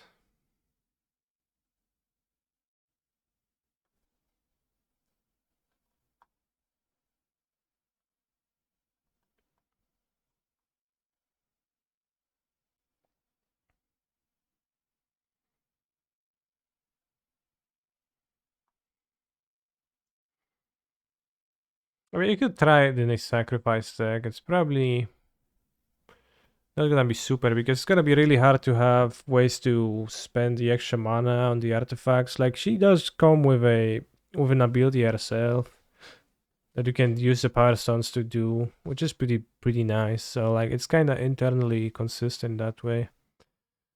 So I guess you want to use the Power Stones on the ability, and you want to use it to sacrifice creatures, but it's like an attack, so pretty rigid. It's probably pretty bad. Give it 1 out of 5 because it's too hard to like. It's lots of words for a 1-drop, but it's pretty hard to weave into anything that's actually playable.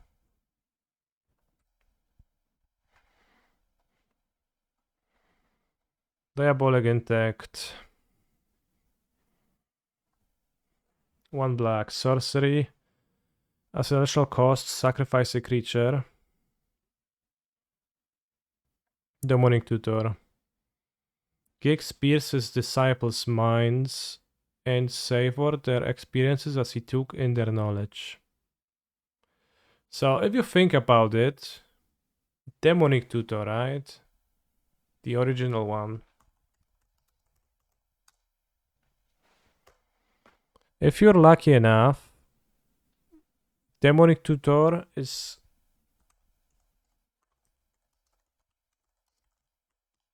it's no different. What race is Giggs? He's a Phyrexian. Used to be a human. A Thran human. So if you think about it, Demonic Tutor is not really much different than Reach Through Mists. As long as you're lucky.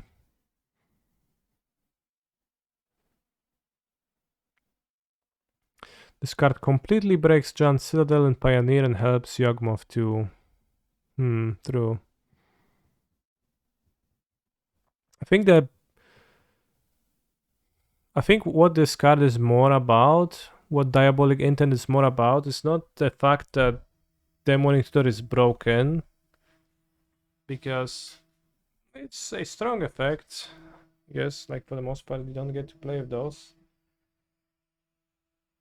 But it's more about the sacrifice a creature part, and then like you start from there. So in Pioneer, Bolas' Citadel, the company Bolas' Citadel deck, it's not super strong, but it does appear sometimes. I think Diabolic Intent looks pretty neat in that deck.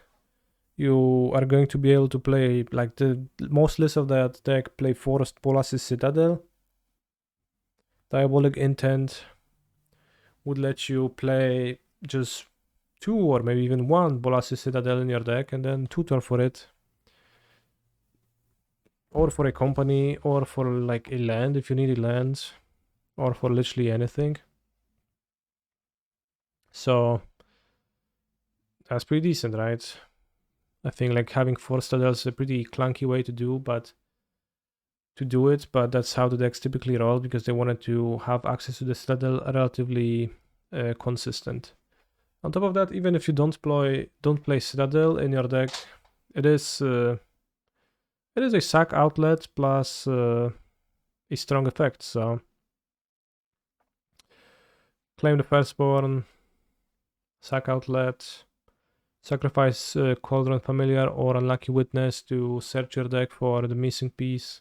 Just search for more Mayhem Devils or more Cat Ovens. There is a degree of inconsistency to the sacrifice decks in the format of Pioneer and, well, I guess every format, that you sometimes tend to draw like triple Familiar, no Oven, and everything is terrible. And if you suddenly draw 1 Oven, that's suddenly becomes okay, right? Much better. So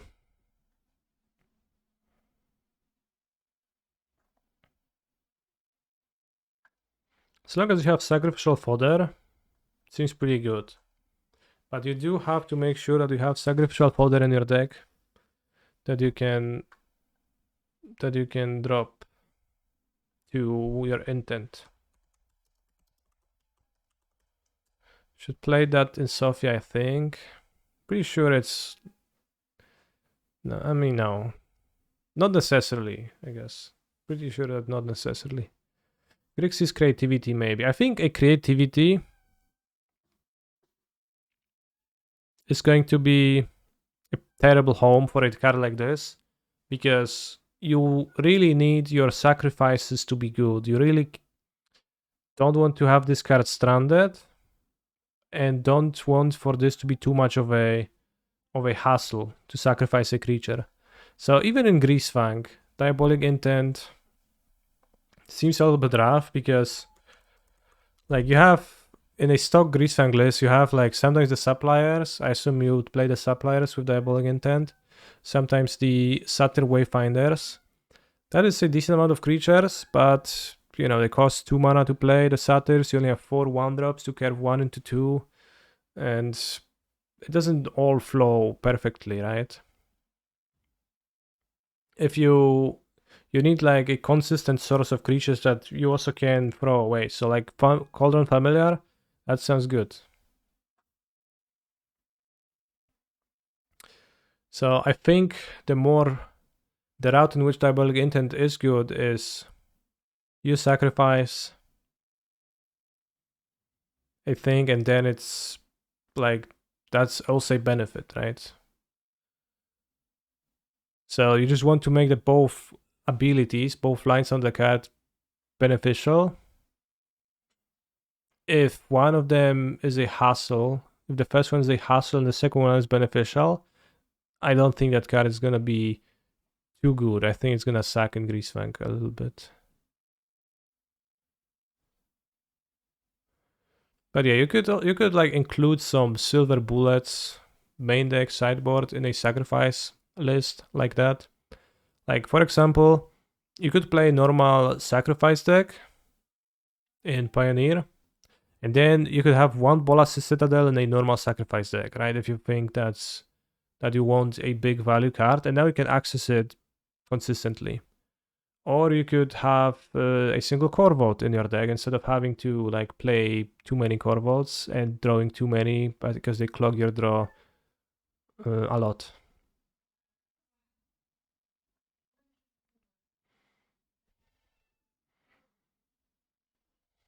I like in Yawgmoth is to search for Chalice. Yeah, potentially you could play it in Yawgmoth, which is like a 30 card deck with Young Wolf. Like Young Wolf is definitely a card you could sacrifice to this effect, and you can search for cards. You search for Yawgmoth or search for sideboard cards. So that's a pretty decent use too. Chalice of the Void mentioned. Pretty good target to grab. What are the odds that you want to be tutoring on the turn after you play the creature? 100%. What are you talking about? Like 100% you want to be tutoring after playing a creature. And 99 that you want to tutor, I don't know. Probably missed some context because I didn't read the entire chat. I just respond to a single message. I read on Reddit someone saying that turn 2 underdog, turn 3 sack it to grab turn 4 shoulder would be busted in standard. I doubt it.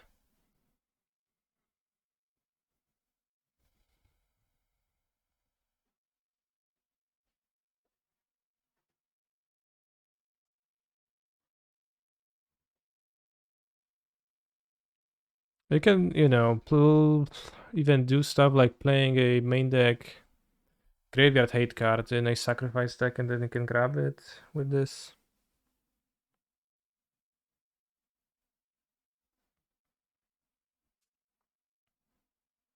I don't need this card because my hand is always perfect anyway, because I'm just that good, I see.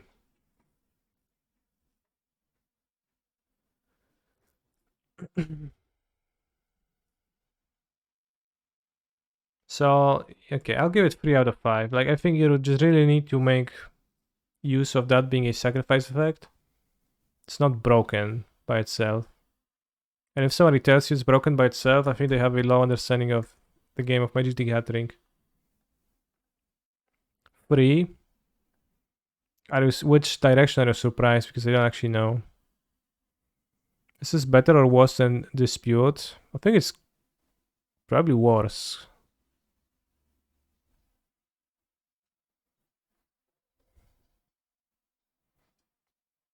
People tend to point out that Evolution's just better to fetch for Yawgmoth, and they're right. However, this fetches all the cyber cards you need to make the game winnable. True. That's a good point, and I think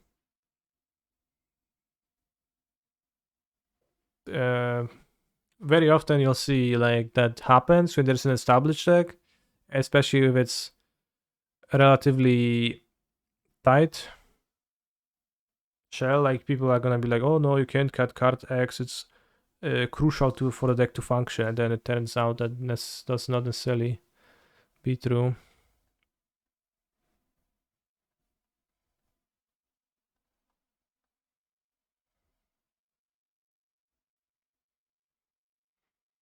Yeah. Yawgmoth, like with 0 mana cards, like you can tutor Force of Vigor or Chalice and play it immediately. I think 3 is a fair rating for this, and it just feels like my estimation. Like this is not generally broken, and like it's gonna be good in decks that like because of the sacrifice requirement needs to be good in a synergy deck. Which I guess you could argue that the Domain Tutor is better in a synergy based deck. But I don't think it's for powerfulness.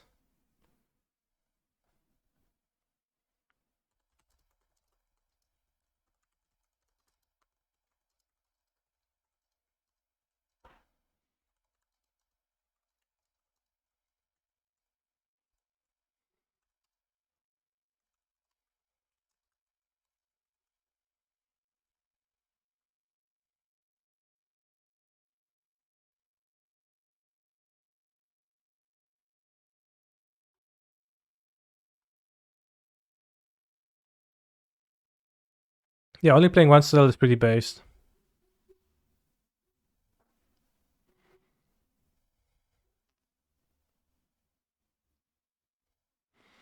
We need Fossil Vigor and Explosives in matchups. We're already cutting Evo cause it's bad. Well, but Diabolic Intent doesn't look bad in those matchups.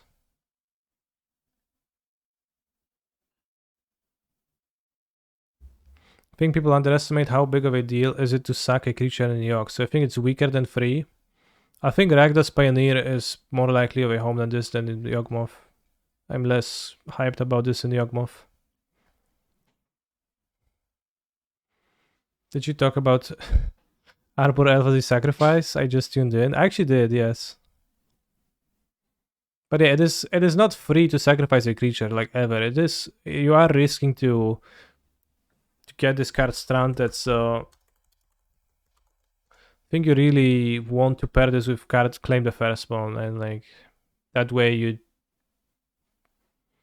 you can have creatures sacrifice.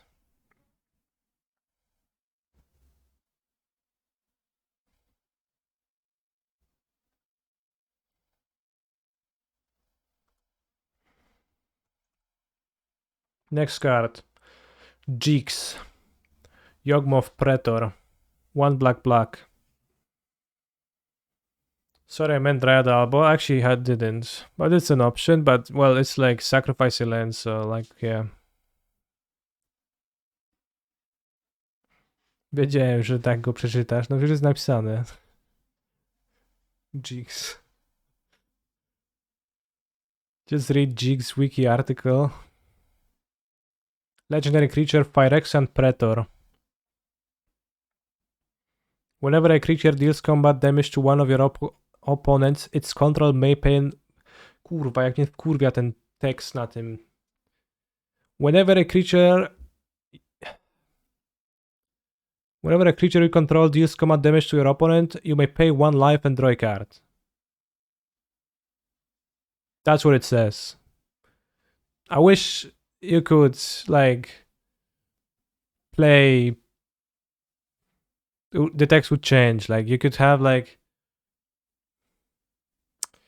You know,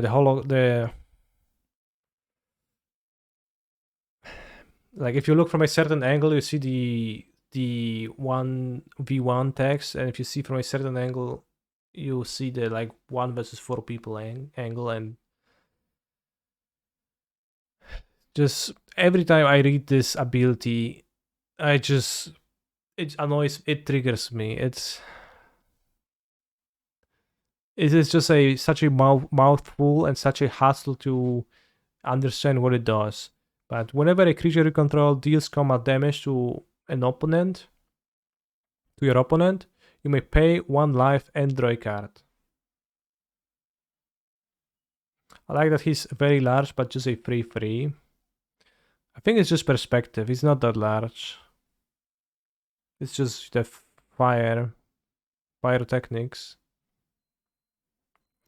What if in the future there will be a sanctioned multiplayer format? In the future, I will worry about the future. Can I become my opponent and attack myself? You can't, no.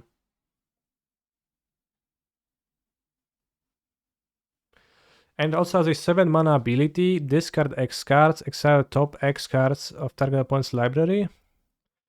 May play lands and cast spells from among cards exiled this way without paying their mana cost.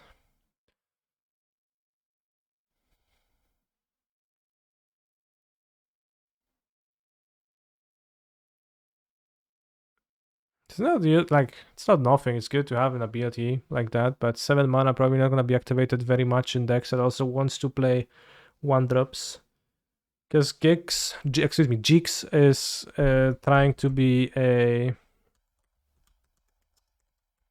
like Blackstone champion aggro card, I think. So if you could construct an argument for playing Jeeks over other 3-drop options,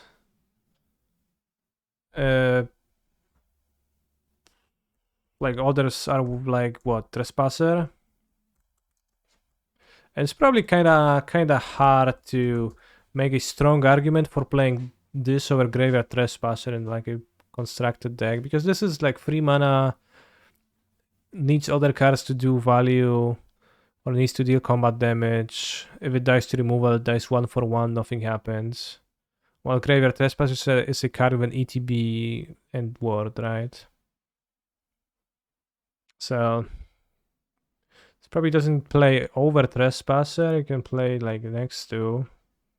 But it also really needs for you to play a card on 1 and 2, which then like it probably would want to be the only free drop in a deck, something like that. 1 aggro combat makes is cracked already. It is true that it does win more once you're winning. Once you're attacking with creatures, it does win more, so it is not irrelevant. You mentioned it's difficult to block the 1B monster because of pump or a combo of this. No, it's not. You need to keep your mana up, right? Good with Blitz and Underdog, kinda. It's very good against control. It's not really, because it relies on your other cards to do things.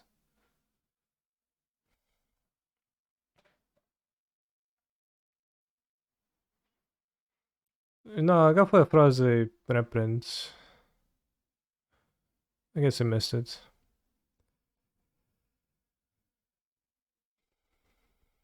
Well, if this is the only threat, you're drawing every turn at least. I mean, just 3 mana, draw a card when deals combat damage is not good, right? But so you need like the other threats to do stuff. I think it's worse than it looks in practice. I mean, it looks terribly to me, so I am thinking if it's maybe better in practice than I'm thinking right now. I think it's pretty mid. How about the opposite? Control deck finisher. That's pretty obviously terrible. It's like Svelun in blue-red Murktide. It's scale to Pioneer, but also like... The Ward Worm is hard to block, that is true, but you need to play 1-drops and 2-drops alongside Jix to actually get attacks in. I'll give it 2 out of 5. Because I think it's not the worst, but like it's not in good faith put into your deck.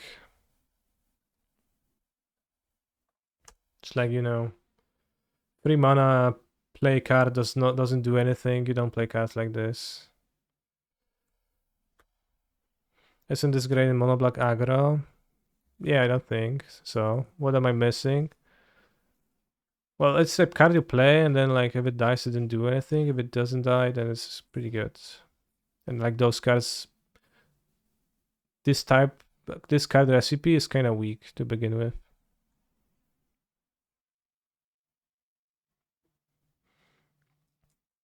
Brotherhood's End, 1 red. Sorcery, choose 1, 3 damage to each creature and each planeswalker.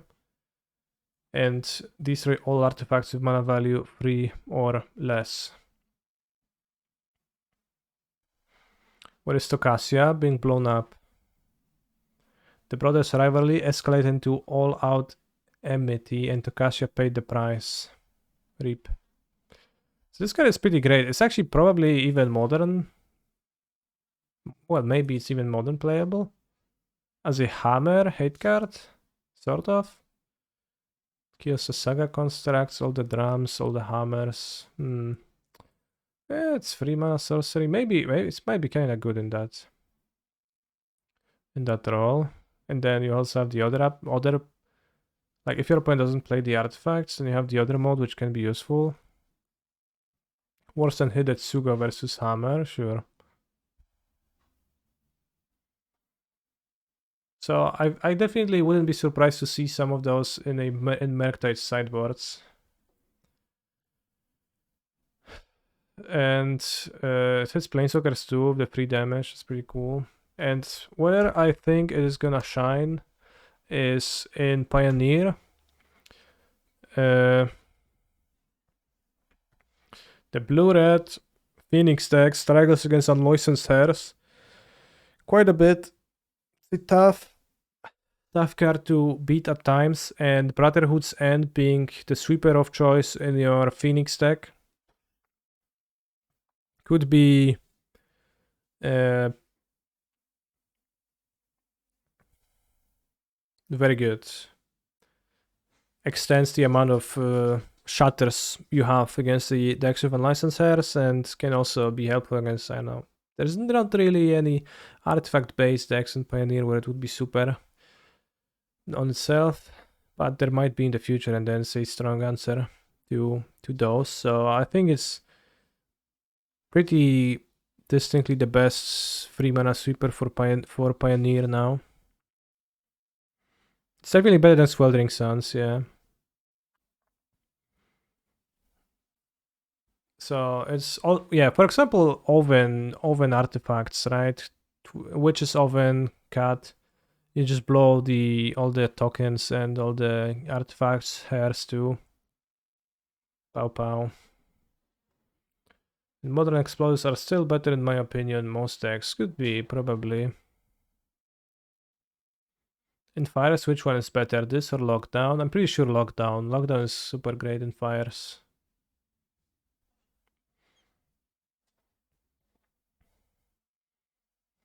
I think I can give it 5 because it's a base card and it's gonna be playable, and I have no doubts about that. I'm gonna give it 5 Kaneki, so like we have a 5 out of 5 card.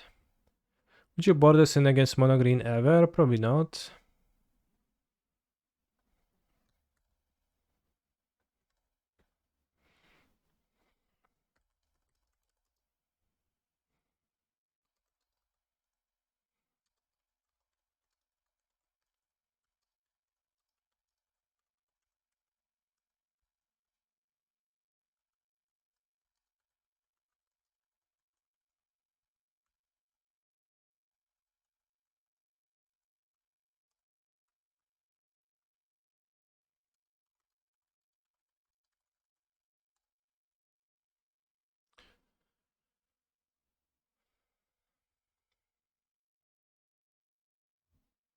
For it will see play, but not a huge impact.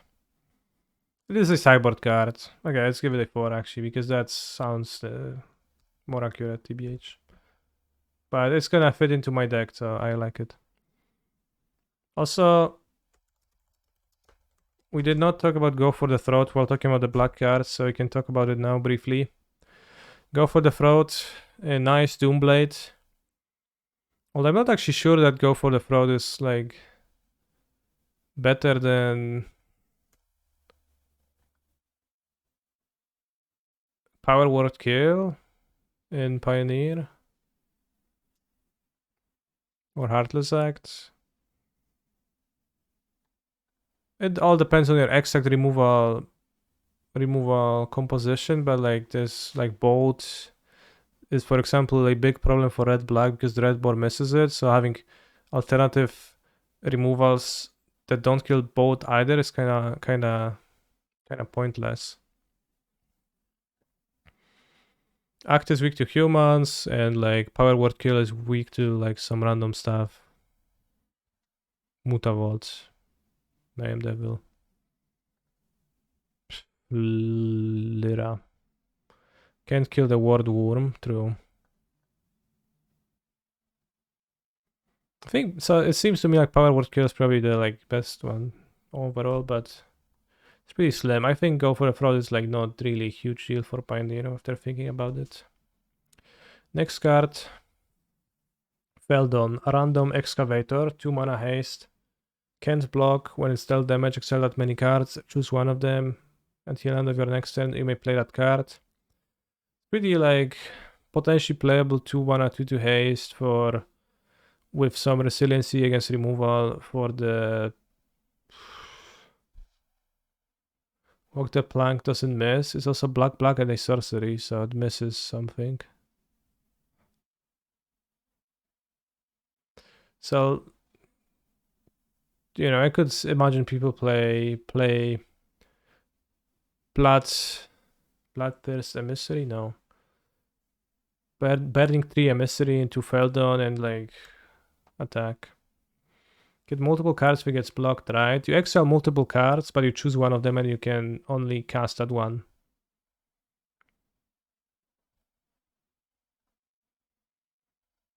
So it's like a aggro cards.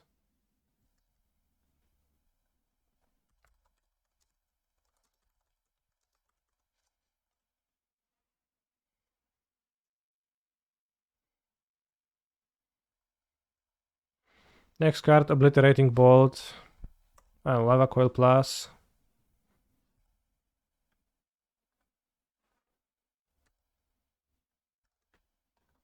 No, like Lava Coil is super. Mishra's Research Desk.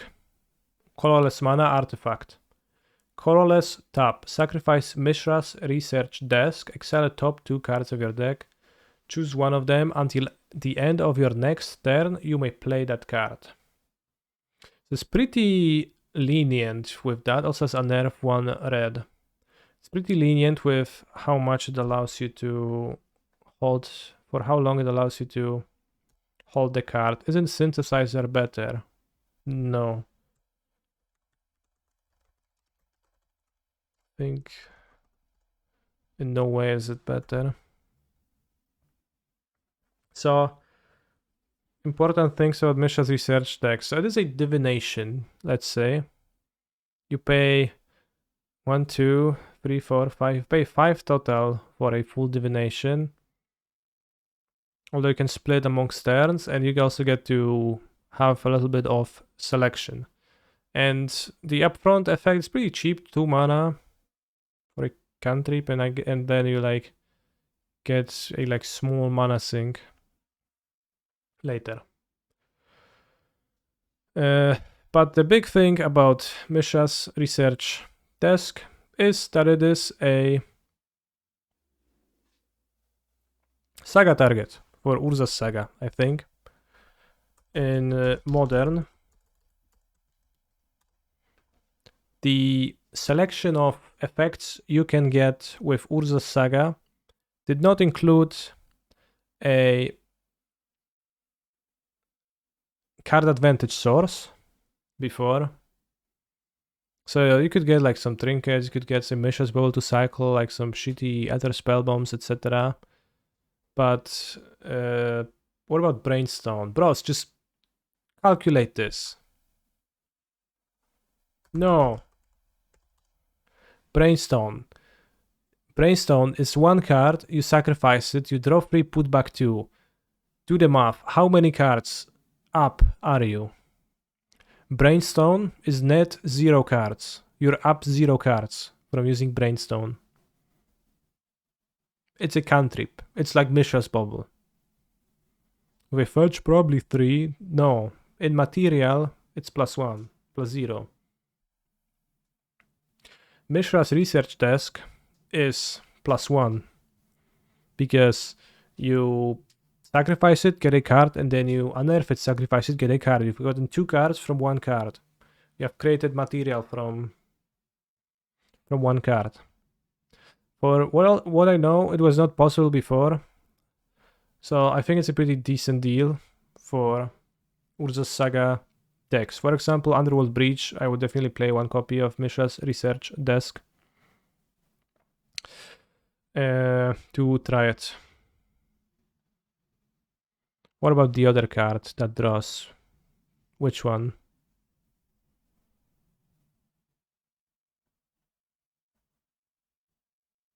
I'm waiting. Tell me.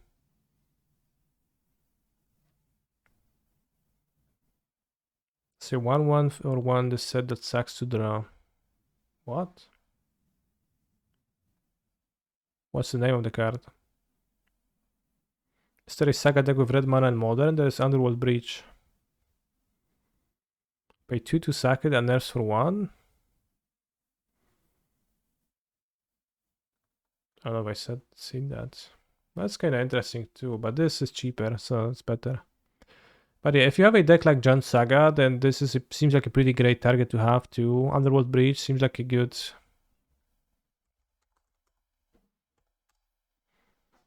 effect to have access to.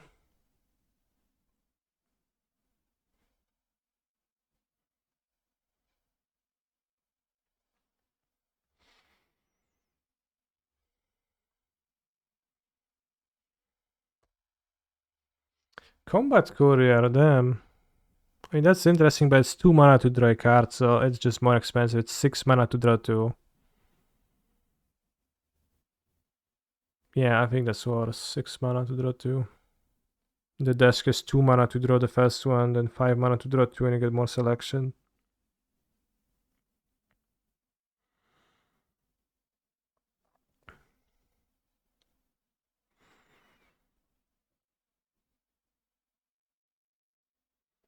I mentioned Combat Courier on Hammer Discord and they make fun of me. I don't think it's absolutely unimaginable for the Courier to be okay in Hammer.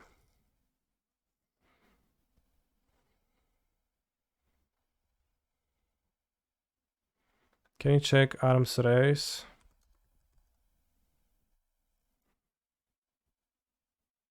Oh, so it's like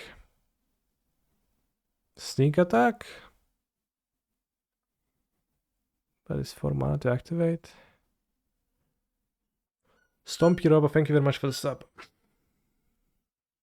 So I think Misha's research desk is just kinda good for opening a like nice possibility. I'll give it 3 out of 5. Nice Urza Saga target for decks that we're looking to...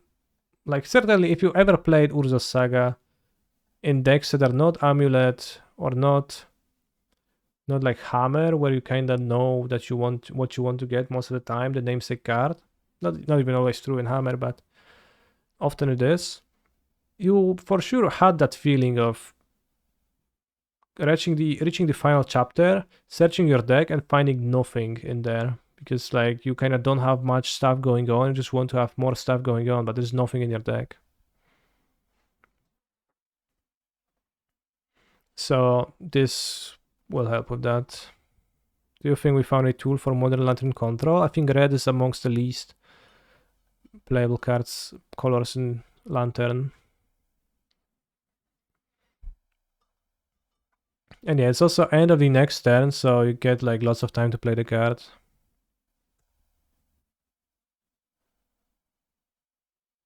I recently saw someone attack Gingerbread into a Strangleroot Geist. Did it have a +1/+1 counter? Fate from History. 4 mana, each player who controls an artifact or enchantment creates a 2/2 green bear and destroy all artifacts and enchantments. I think currently it's not really needed for any decks to sideboard that, but to my knowledge there was not a sweeper that just sweeps all artifacts, enchantments at the same time. It's also a cheaper Fracturing Ghast. Costs 4 mana, although it has a different, well, upside or downside. You make a bear, maybe your opponent makes a bear. Well, your opponent makes a bear for sure. Well, Rampage of the Clans is way different. You can't use it as to sweep people because you can only use it to like kill people with your own stuff. This is just one bear, right? So you can bear with that. Especially if you had like maybe a blood token that got sacrificed too. You make a bear too, they just trade. So yeah, Fate from History, like say sideboard card. When it's possible that its time will come. I don't think its time will come yet, but potentially powerful sideboard sweeper in Pioneer.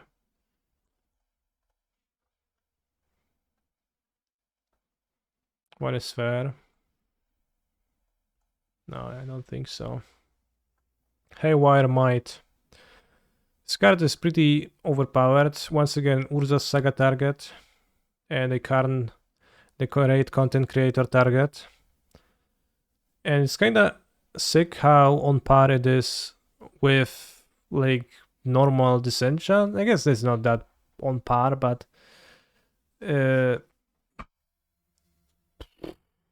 it's 2 mana but split, which is very convenient. Also the upside of being a creature. Also the upside of gaining 2 life. Like in Pioneer Mono Green, I was playing Navigator's Compass in Pioneer Mono Green for a moment as the like way to gain black mana for the combo kill, but also because it was a free gain free life effect, so I could have just gained the life and play it if like all I needed was a bit more life instead of anything else. So this just seems really good, both as a Saga target and as a current target. It also exiles, so upset against Kaldra. It's also great for Jogmov because it's probably the best hate mon to search up, just 1 mana.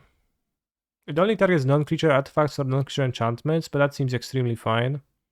And it's also, yeah, as Claudio mentions, it is actually a greased insect, so you can mill it over and make an extra insect. Cannot kill Draco through... Cannot kill constructs from Saga, but I think you're going to want to sideboard this with a specific purpose. But it's just gonna be really good in that. Kill Saga too, yeah.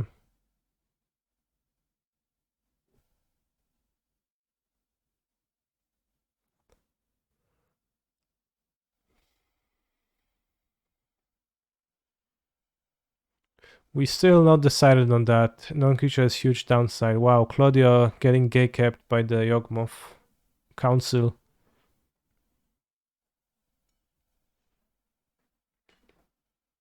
Bros, I think it's great in Yawgmoth. Hold down. The Yawgmothers have not approved of the card yet.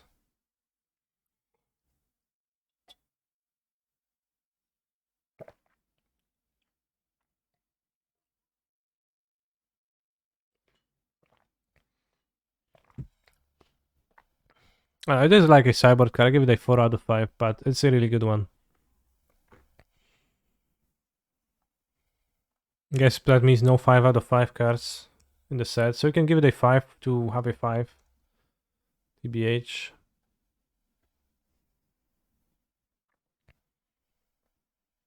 Would you play this in Mono Green Pioneer? For sure. Definitely. The like cheap blocker with life gain attached.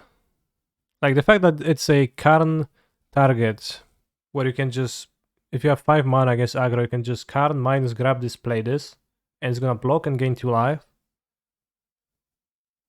That's alone is just pretty great, and then there is also exiling the artifacts on top of that.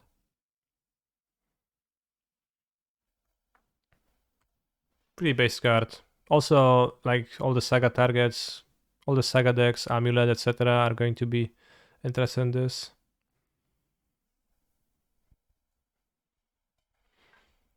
Rootwire Amalgam, 5 mana. 5 mana sacrifice, Rootwire Amalgam, create an XD golem creature with X being thrice the power. This is a 5/5.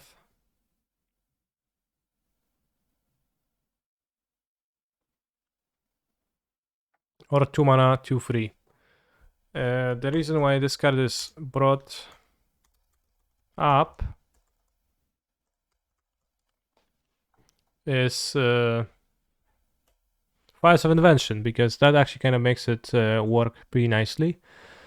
It is a 2 mana, 2/3. Is while still meeting the Keruga requirement, so that's nice. You get a 2-drop, like if you need a 2-drop against aggro, you can play it. Block the Keruga monsters. Block the like humans, 2/1s out of humans, and like do something on turn 2, which is pretty great in Keruga. And then on top of that, with fires in play, it becomes pretty decent because it becomes a haste 15/15 creature, right? So like haste 15/15 creature, it does not have evasion, it does like to push.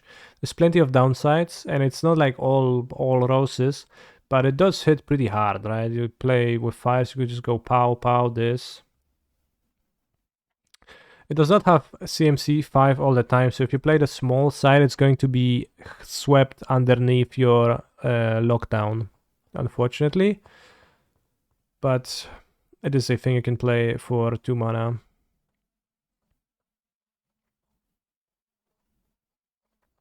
I'm not sure if you can play too many of those because it's not like a super high value thing.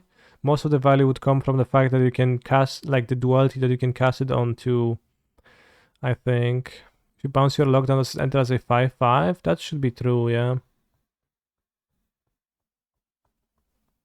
So I'm not convinced you can play too many. But, you know, a 15/15 haste, if you can haste trample it with Kenrith, that should be pretty... should be based. I think I'll give it 2 out of 5 because that's the only function I can find for the card. It might be pretty nice, that function, because I think Keruga appreciates every opportunity to break its own restriction and actually do something on turn 2.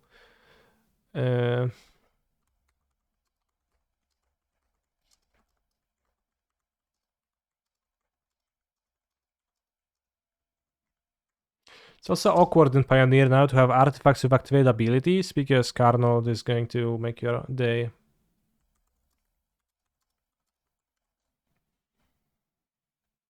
Maybe you could play a Seaca's Shard and copy the 15/15s. Keruga Fires will play the channel white card now. Which one? No, I meant 2, not 5.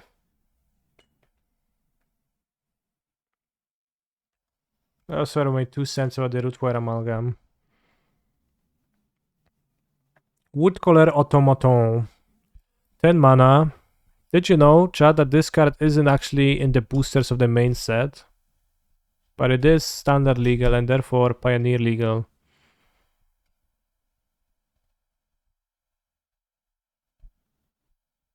It's in Jumpstart something and you have to open it there.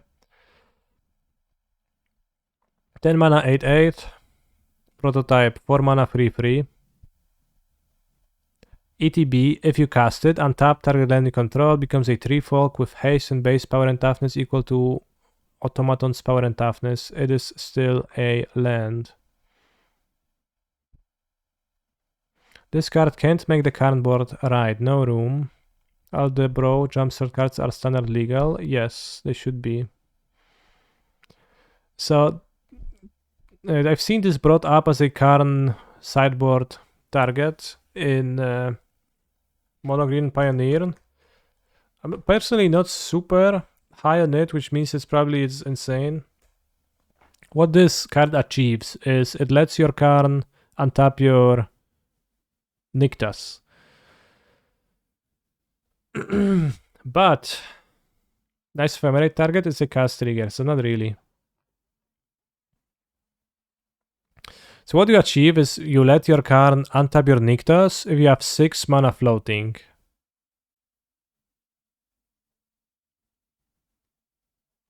So that sounds like kind of a narrow situation,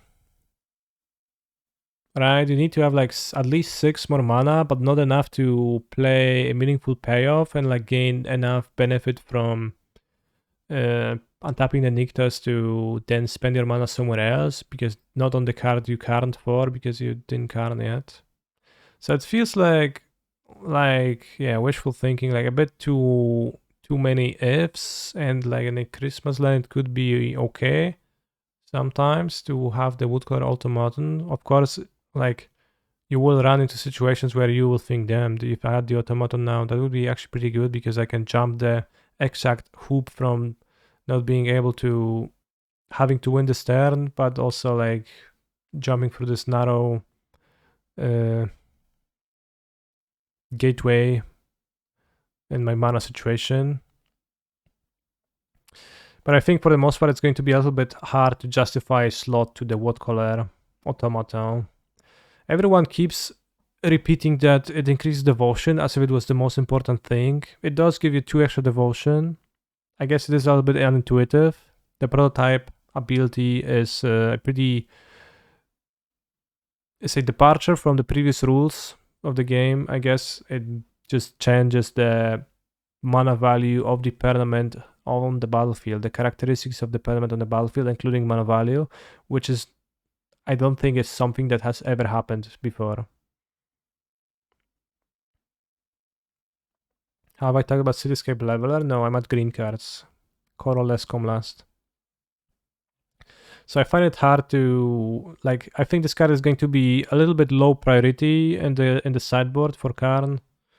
I'll give it 2 canisters because it feels appropriate. It's like it's a potential target in the wish. Just like it would make it if it was like 20 cards or 25 probably, but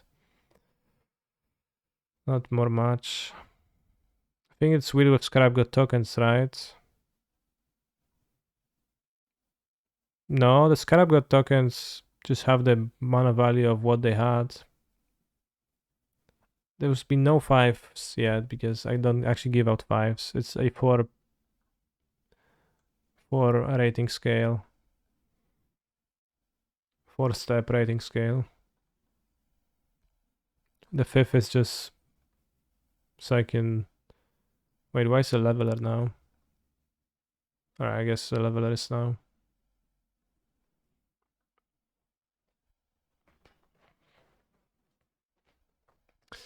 This is also an improvement to the Karn Wishboard. Would you give a pre-errata Lurus a 5? I gave it a 5, yeah. I gave a pre-errata Yorion a 3 though, so that was a bit a bit low, I think. 8 mana, Trample Construct.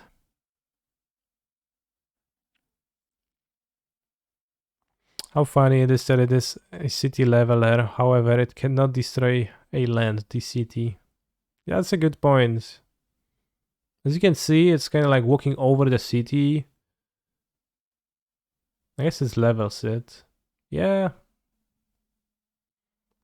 Did you give a card a 5 and it turned out it's completely unplayable?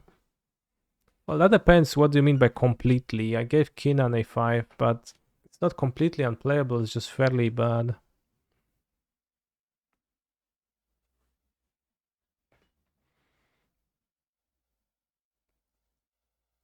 Saga of Creation is not totally unplayable. There is a deck in Modern with Song of Creation. I free want at least 3 prelims with Song of Creation, bros.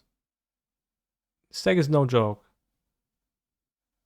It's a little bit weak to hate, you know, a little bit inconsistent, but it's not a joke. So the Cityscape Leveler. Trample. When you cast and whenever it attacks, destroy up to 1 target non-land permanent. Its controller creates a tapped Power Stone token. So the usefulness of Power Stones given to your opponents should be relatively low. Can be spent on abilities, but it's not super trivial to spend them. So for the most part, we accept that Cityscape Leveler is a...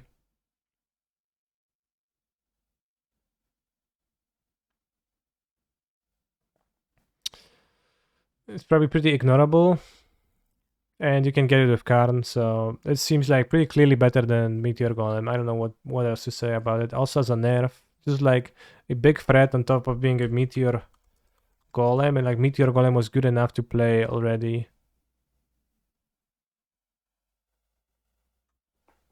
So it is on cast too, yeah. It is funny. It is get worded said it's on cast. Because they didn't want to trigger twice.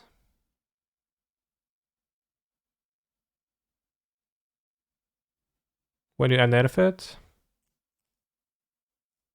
So it's on cast, not on ETB.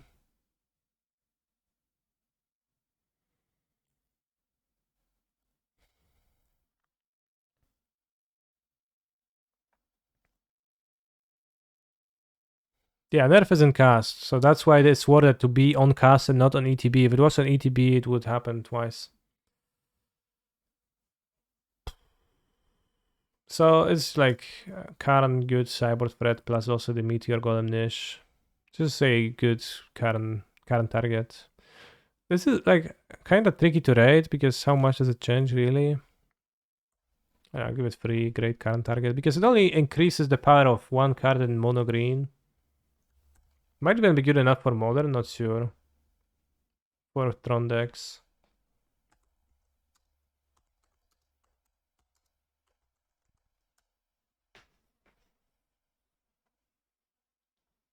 Same power as Diabolic Intent, yeah. That sounds pretty fair to me. Like, I don't know what are you implying it in some direction. I don't know which one, which kind of points towards me being extremely right.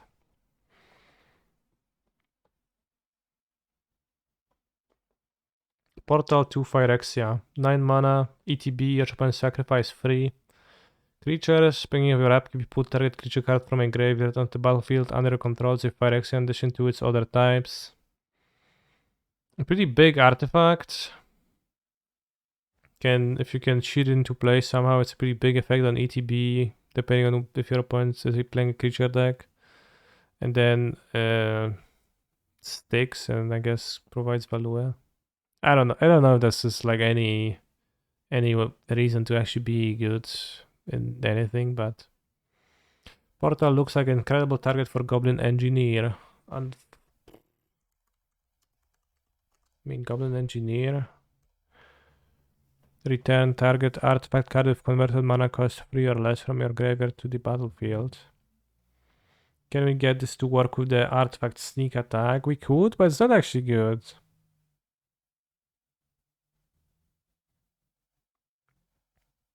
Some cards have the story spotlight mention because they just mention a important part of the story, right? And as you see, mtgstory.com is linked on the card, so you can go there and read. So I think if you can cheat an artifact into play, Portal to Phyrexia is probably like cool. Pretty big artifact.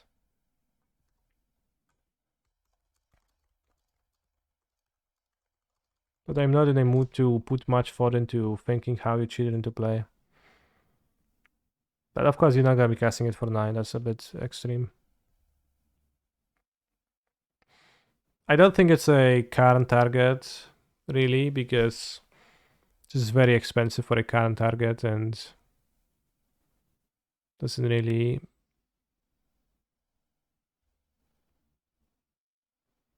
help with stuff. The Stasis Coffin, 3 mana legendary artifact, 2 tap, exile the coffin, you gain protection from everything until your next turn. So this card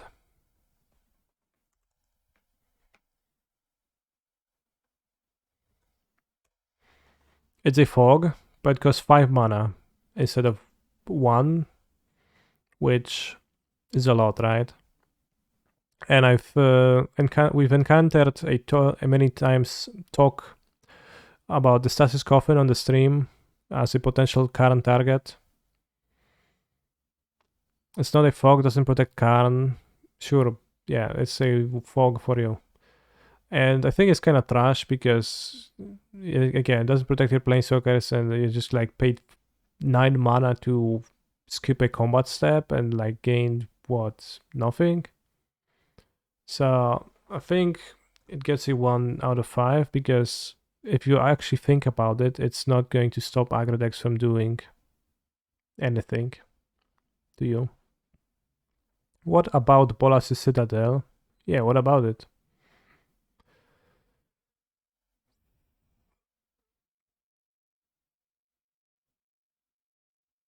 Tonos built it to be absolutely impenetrable to any force inside. Luckily it worked out for any force outside as well.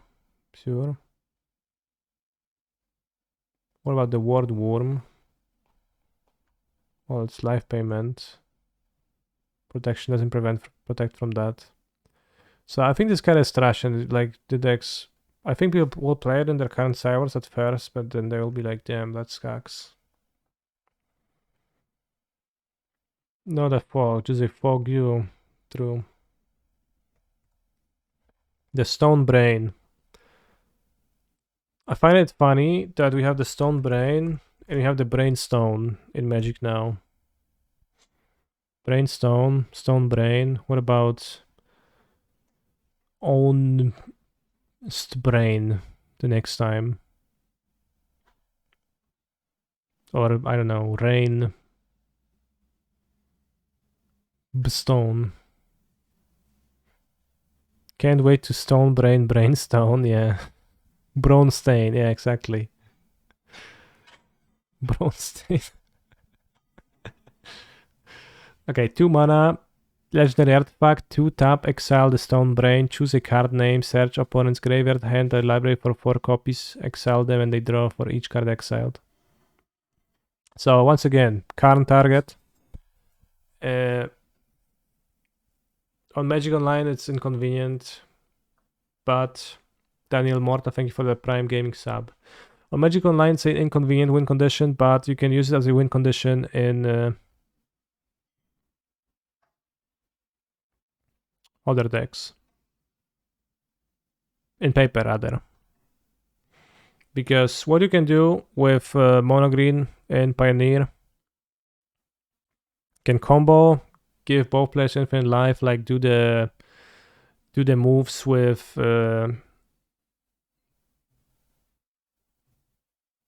Chain Veil, and then you can recast. Since the Stone Brain exiles itself, you can just continue activating Karns once you have infinite mana and infinite Karn activations, and just exile step by step every card from their deck.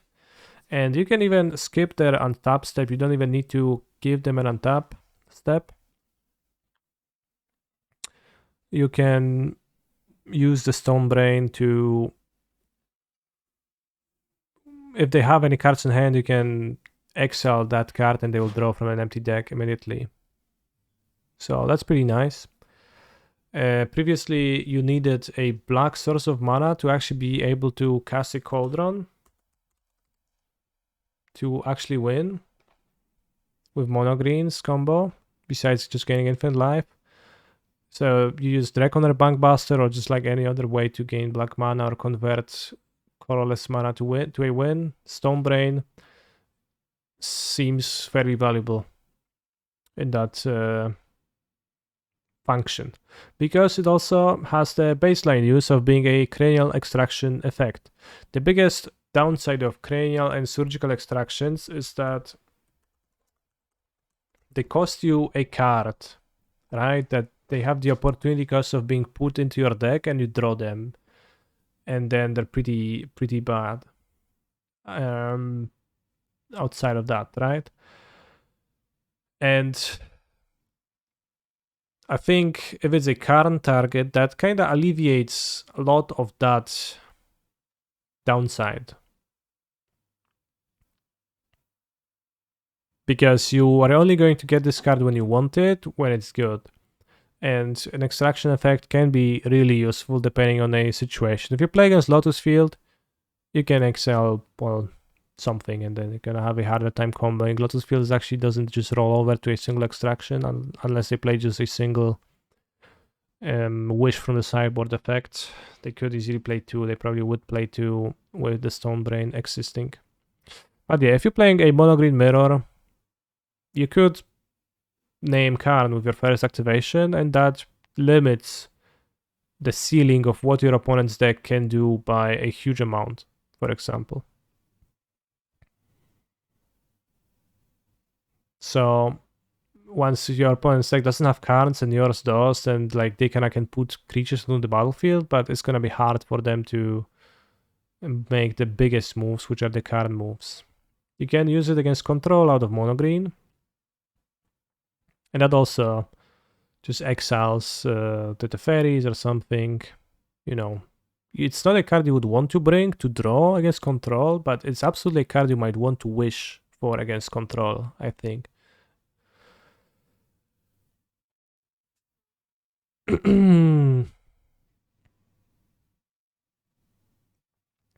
It's nice to peek to. It's to each their own. On top of that, it's also a colorless cranial extraction, and previously cranial extractions only in black. So being a non-black effect, actually pretty real, I think. You can activate it on turn 3. You can split the effect. Jester's Cap is not a cranial extraction effect. It exiles 3 cards for 6 mana. Doesn't even exile all the cards, bro. So I think the Stone Brain is a pretty meaningful print. Like, for example, the Karuga deck might be interested in playing I guess it's not compatible with Keruga, but you could be interested in playing this in the sideboard of a Keruga deck against, let's say, Lotus Field and go pow pow. Exile their parts so they can't combo, so you actually have some kind of interaction. And the Keruga deck is traditionally not black. I'll give it a 4, I guess. I think it's like Cranial Extraction effects kind of suck. They kind of overrated all the time. But this for being a current target.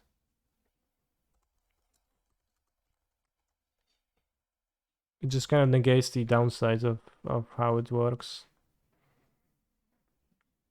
What did you give Brainstorm? I don't remember. Mech. Good with Karn though. Thank you, MTG Grinder. Very insightful. Thank you for the sub, Fella Pastier. Evangel of Synthesis. Blue-black, ETB, draw and discard. As long as you've drawn 2 or more cards this turn. +1/+0 and has menace. There's one space I want to try this card. Namely, I have lost against a Greasefang deck this week. Last week. I played against an Esper Greasefang deck that played many creatures and played Raffine as a backup plan. And etc. And it's, you know, draw this card for Greasefang, and then it's also a creature that works really well with Raffine. So it's like Informant 5/8, yeah. It wasn't a Pioneer deck. I did play against that in Pioneer. So this is another Connivement, and if you manage to fill the effect, it's a free power menace attacker, which is kinda nice. Would replace the instant speed chart then? Probably. If you play Raffine, you want all the creatures to like curve into Raffine. So I'll give it 2 out of 3 before being like potentially solid in a situation like that.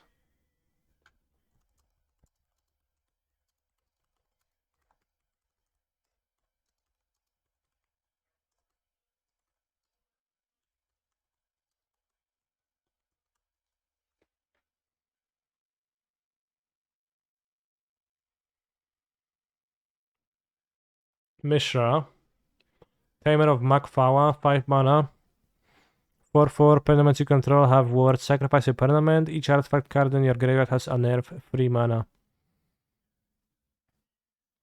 Chad, do you think you play Mardu Greasefang and have Mishra be your second Greasefang?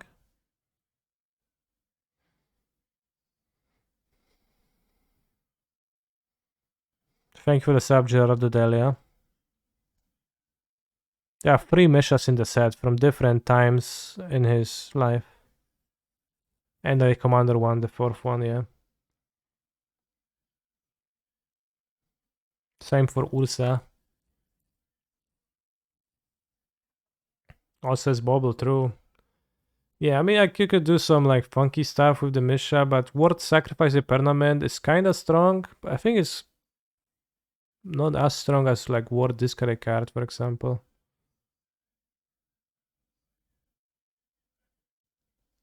So this guy probably sucks.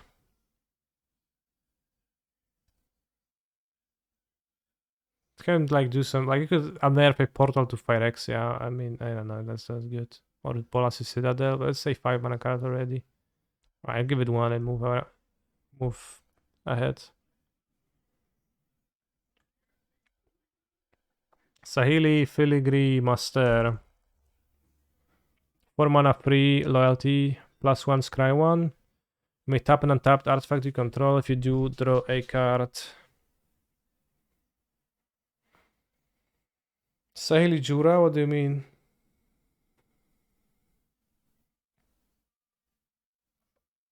-2, make 2 Thopters with haste. -4, you get an emblem. Creatures you control get +1/+1, and artifact spells you cast cost 1 less to cast.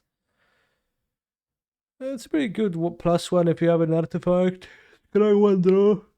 A pretty good minus, make 2 hasty Thopters. Get ult the turn after, but like I wouldn't play a 4 mana version of the ult, so.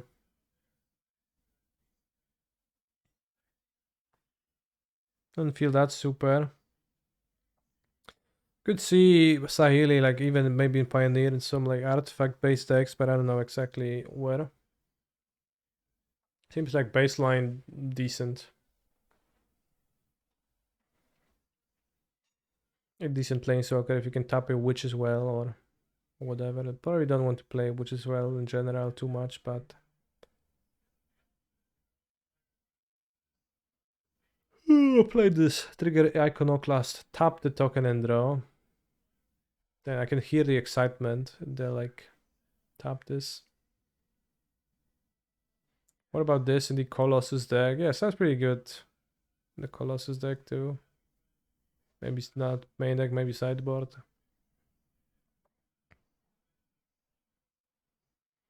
I'd give Saili 2.5, but I gave 3 to Diabolic Intent, and this is not better than Diabolic Intent, I think. It's kind of base, and 2 feels like a little bit too little. I'll give it a 3, and I'll just kind of adjust for like that comment. Maybe I'll just... I don't know. Maybe I just change the rates of every other card. I'll comment kinda based, no home immediately.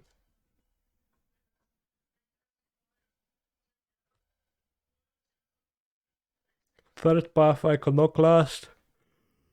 Young Pyromancer that triggers from casting artifacts. I would like to classify, say something about this card. That's important. Namely, it is not a straight up improve over Young Pyromancer because being blue, on top of making the cost a bit harder. For some decks, for example, like in Phoenix, it doesn't really matter because you have almost all blue lands. There is downsides, namely Mystical Dispute and Rending Volley. So you can get Mystically Disputed if you play this over a Pyromancer. So it's not mono upside, although colorless soldiers are normally better than red elementals.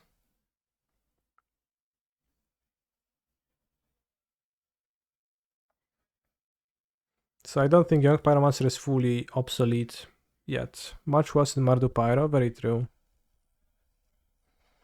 And what it lets you do, it lets you play 8 Pyromancers in Pioneer if you want to do that, or it lets you trigger itself off of Mishra's Bubble.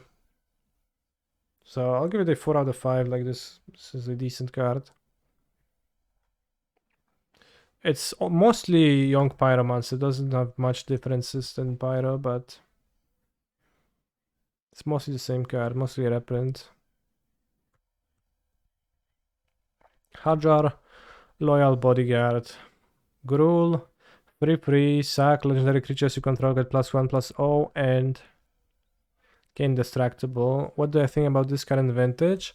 I think it's pretty hard to cast with Urza's Saga and Off-Color Moxen, and you would want to play Urza's Saga and Off-Color Moxen with it, so I'm a little bit conflicted. It's probably the cost kills it in vintage. 2 mana is already expensive, right? So Hajar is just like Watchwolf Man.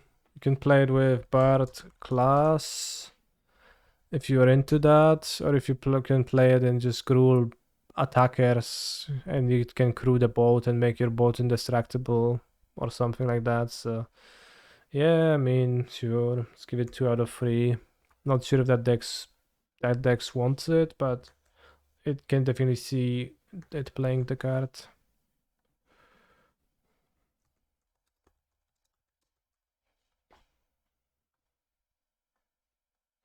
What about Endelurus Bubble Jeskai deck? Ah, that's interesting. Does that deck play Saga? It doesn't, right? Typically. I think it's worth trying in that deck. EDH card, sure. My dear viewer, thank you for commenting. Harbin Vanguard Aviator. A Soldier, white, blue. If you were going to play Soldier deck in Pioneer, then this probably makes it. It's like 3/2 flying for 2, kind of insane stats. And second ability is Flavor Text probably.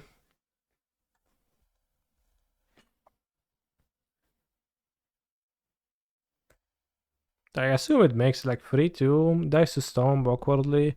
Maybe it's like overall less pressure than Luminar Gaspell, but just like 3/2 flyer for 2 mana. Damn, they didn't make cards like this 10 years ago.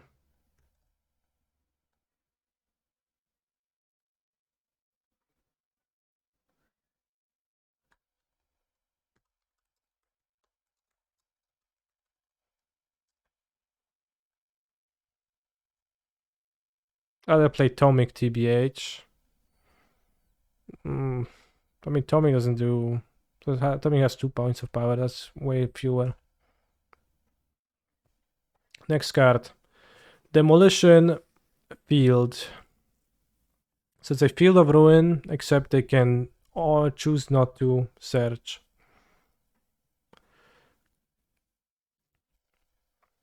Field of Ruin is fine. I think being able to play 8 Field of Ruin is also fine, because you could... Some of the Pioneer decks play very few basics.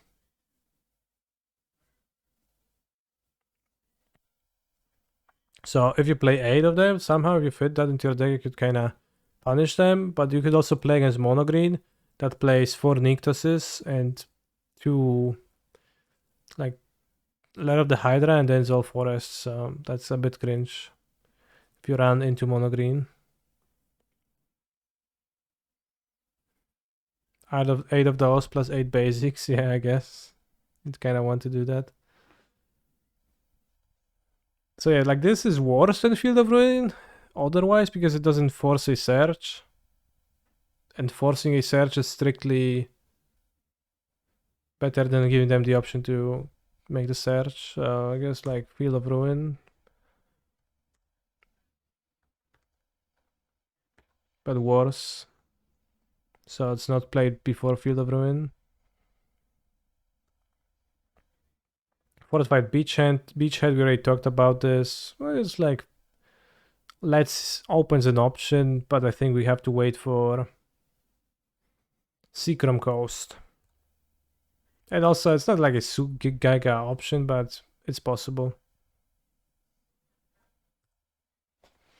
Could you later talk a bit about what you said in Ginger's stream yesterday, because the chatting didn't make it clear for me? Sure. If you remind me. Mishra claimed by Jigs. Coś tam mi się łączy w Giga Mishra. The melt cards, they made them to be mostly not good. I think they kind of got them right in that they feel big, and that's cool.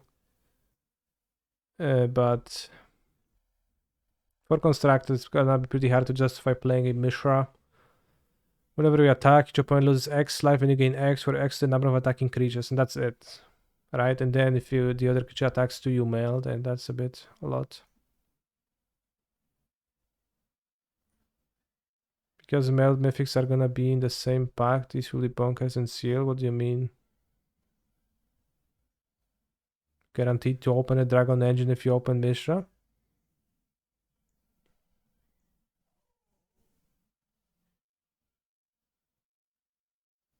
You'll get both in one pack always? Damn. I mean, I don't know if they're that wide and sealed. But it's pretty good.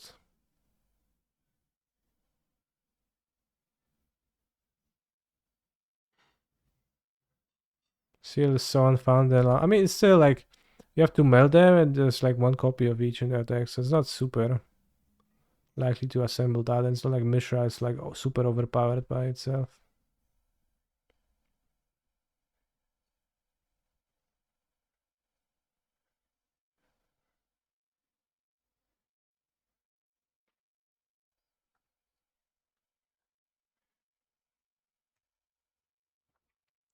And I still can't get over the fact that Phyrexian Dragon Engine is supposed to be this huge ass dragon. Like, look how tiny the Mishra is on the top of this dragon.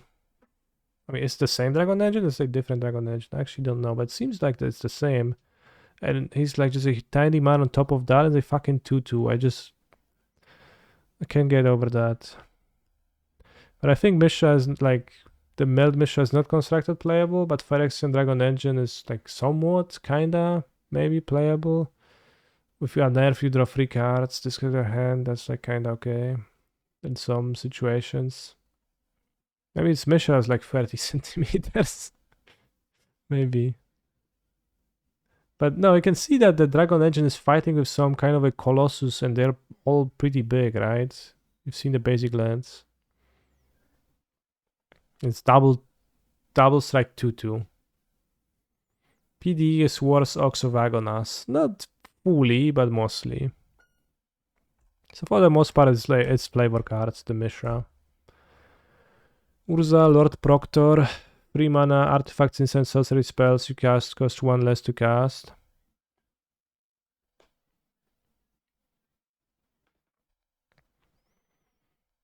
So it's like a Baral effect, but it's 3 mana 2/4, and then for 7 mana it transforms into, it puts those into his eyes.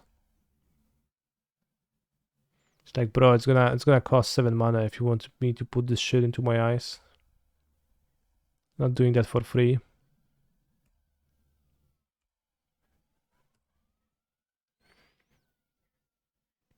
Mightstone and Weakstone, 5 mana. Draw 2, choose one. Draw 2 or dismember a creature. Which one would you choose, chat? Oh, it's a Power Stone. It has a type Power Stone. Probably it would feel bad to lose a game because they assembled Exodia, and that's why they made them unplayable. I mean, it also feels like almost impossible to make them playable.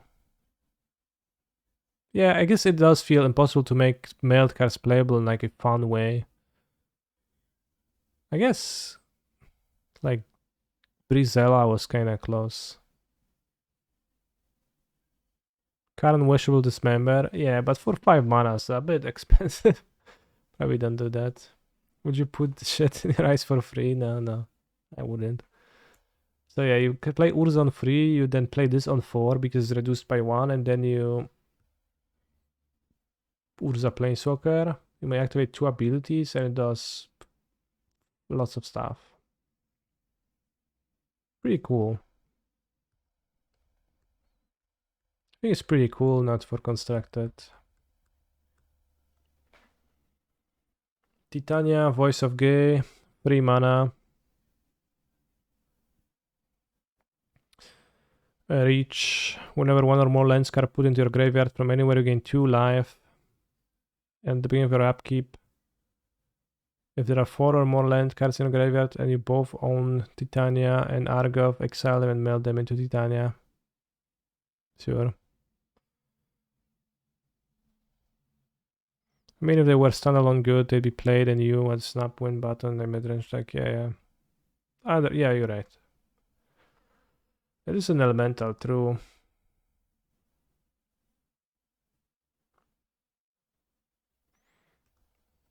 Titania is like, seems the most playable because Argov is just a land, so you can play it.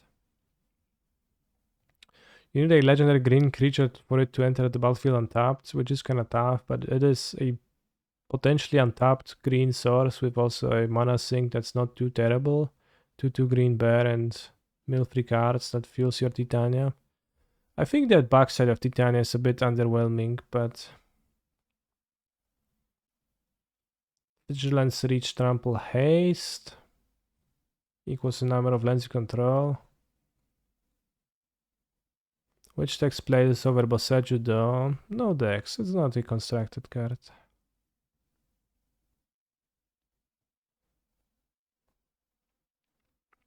And ETBs, return all land cards from your graveyard to the battlefield tapped.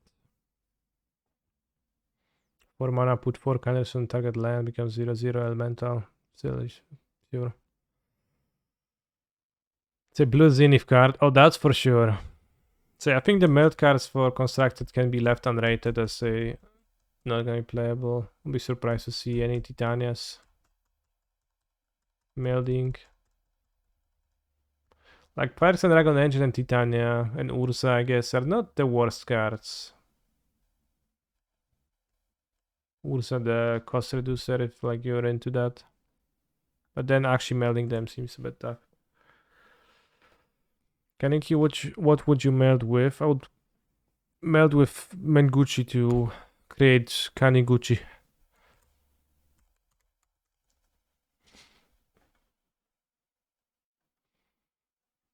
then I don't know what the effects would be.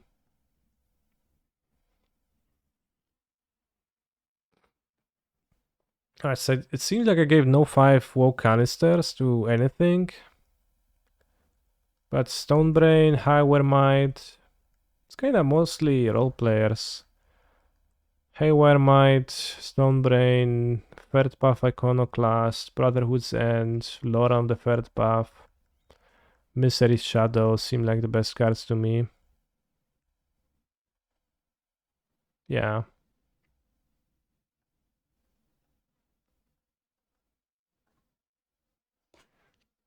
Yeah, it's kind of like slight upgrade set, feels like. But would Menguchi merge with you willingly? No.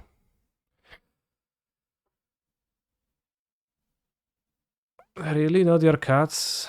I wouldn't want to do that to my cats. Will be today any magic card actions? There actually will not be because I'll be finishing the stream now. We're done with the set. Definitely feels like a standard powered standard set. I would say it feels pretty high powered in general.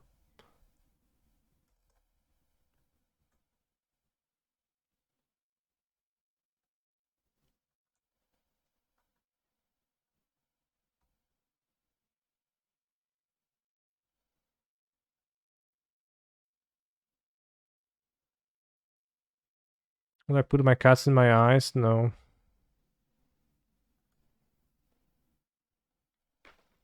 So yeah, that was the review of the set. Can't wait to be wrong, and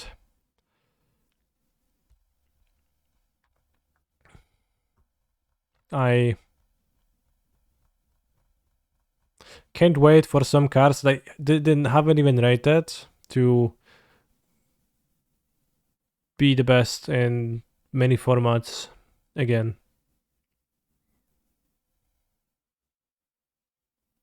This card doesn't have the weak stone. Well, have you seen what he does with the weak stones? What about Diabolic Intent? I think it's a good card for sacrifice, but it's not super. The weak stone is the red one and goes into the left eye. Which card could be imagined will be the one you missed in the set? I can't know right now. By definition, I can't know. So yeah, bros, I'll be finishing now. Thank you for joining me on this set review. I am a little bit slightly stressed by the like awkwardness of the card acquisition for Sophia and trying out cards in Pioneer before Sophia. I am not the biggest fan of that, but at least it should be doable. Can't you rate all the cards so you won't miss any? I used to rate all the rares, but it was a bit tiresome. Jumpstart leak. Wait, so is Jumpstart... What Jumpstart? Well, whatever. Jumpstart leaked, true. It's okay. Play mono green, then you need like 2 cards. Kek W. Damn, well put. Although, speaking of mono green, Mario asked me about that, but... Mario Bebrega asked me about that, but yesterday I was watching Misplaced Ginger before going to bed, and I had a thought. Namely, mono green seems to be hyped by many, and like some people will tell you, oh, you should play mono green in Pioneer. If you don't play mono green in Pioneer, you are a fool who tries to feel smart and have the sense of agency over having a win rate. But the reason why I'm kinda not super big on playing mono green in a tournament is actually the fact that I don't believe it will provide me with the best win rate.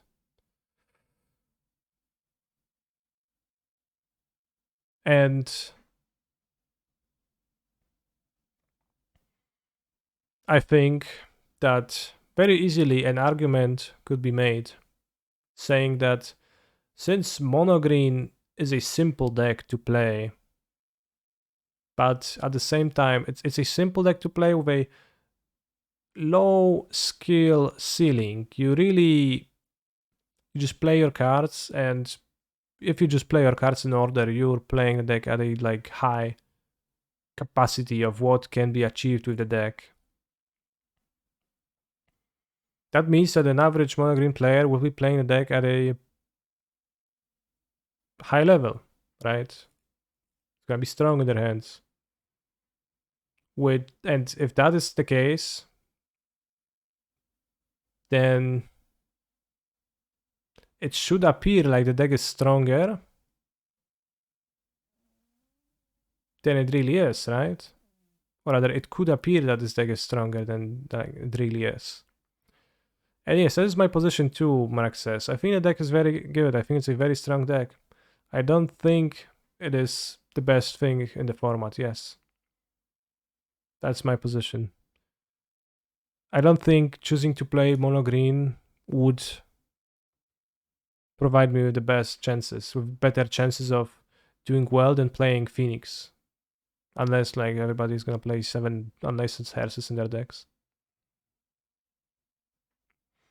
It is kind of like Yorion, yeah, and I noticed that the same Yorion apologists are like the people who say, oh yeah, mono green, play this, bro, don't leave equity on the table, so good. But yeah, mono green feels very similar to Winota, yeah, it's kind of the same vibes. I had the same vibes from Winota. It was a strong deck, but also just, you know.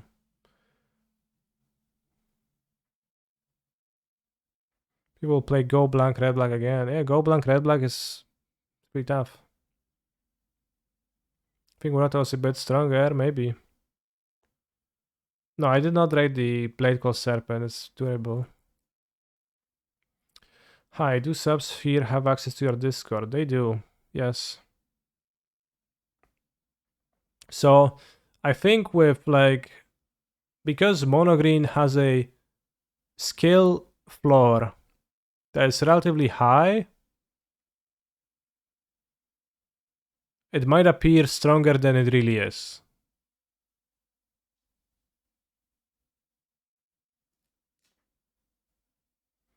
Yeah, but Mono G has spots where it's hard to make a decision, for example, mirror match. I think to a lesser extent than other decks.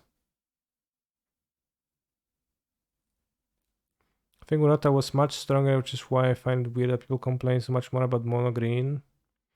Yeah, they don't vibe with it, that's true.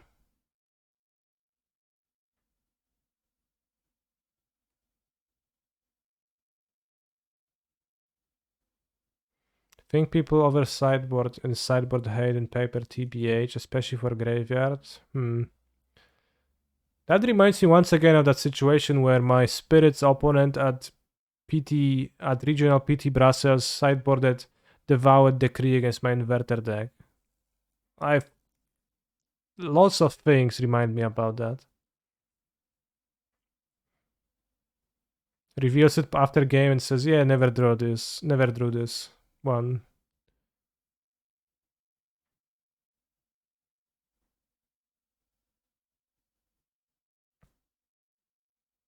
Pretty lucky to never draw this, right? Or maybe I've seen it with falsies, I don't remember. But yeah, a mirror match doesn't actually matter about the perception of the deck's power level, right? Because the deck can't be like the mirror match doesn't matter, right? It's only the mirror match doesn't influence the deck's power level in the format. It can't.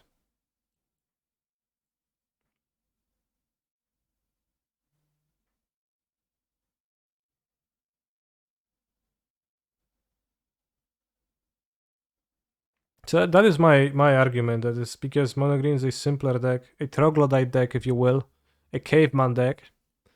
It is I don't know, like you need to adjust for the fact that it's a caveman deck, and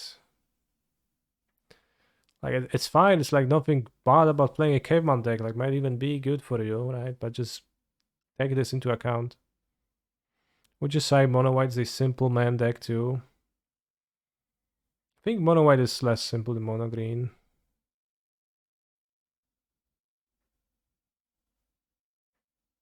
When I'm playing mono green, I feel like I have no decisions. But when people play it versus me, I'm just like, you're playing it wrong.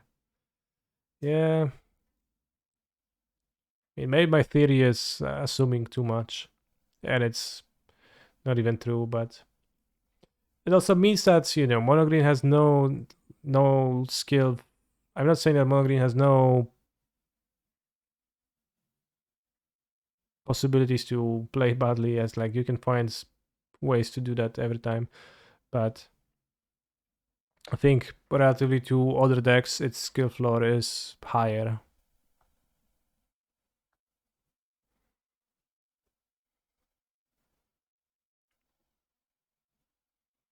You do want to try the 8 Pyromancer deck over Phoenix because I think people bring a lot of graveyard hate.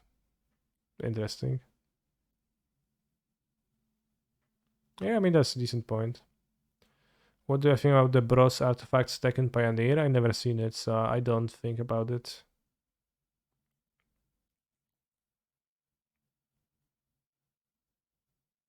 Anyways, thank you for watching my set review, and I hope that you're going to have a beautiful rest of the day. Tomorrow there will be gameplay, and there is going to be a visit paid on the stream by the world champion Nathan Stoyer. So tune into that if you're willing to watch this. We're going to talk a bit and play Phoenix. Stay hydrated. See you tomorrow.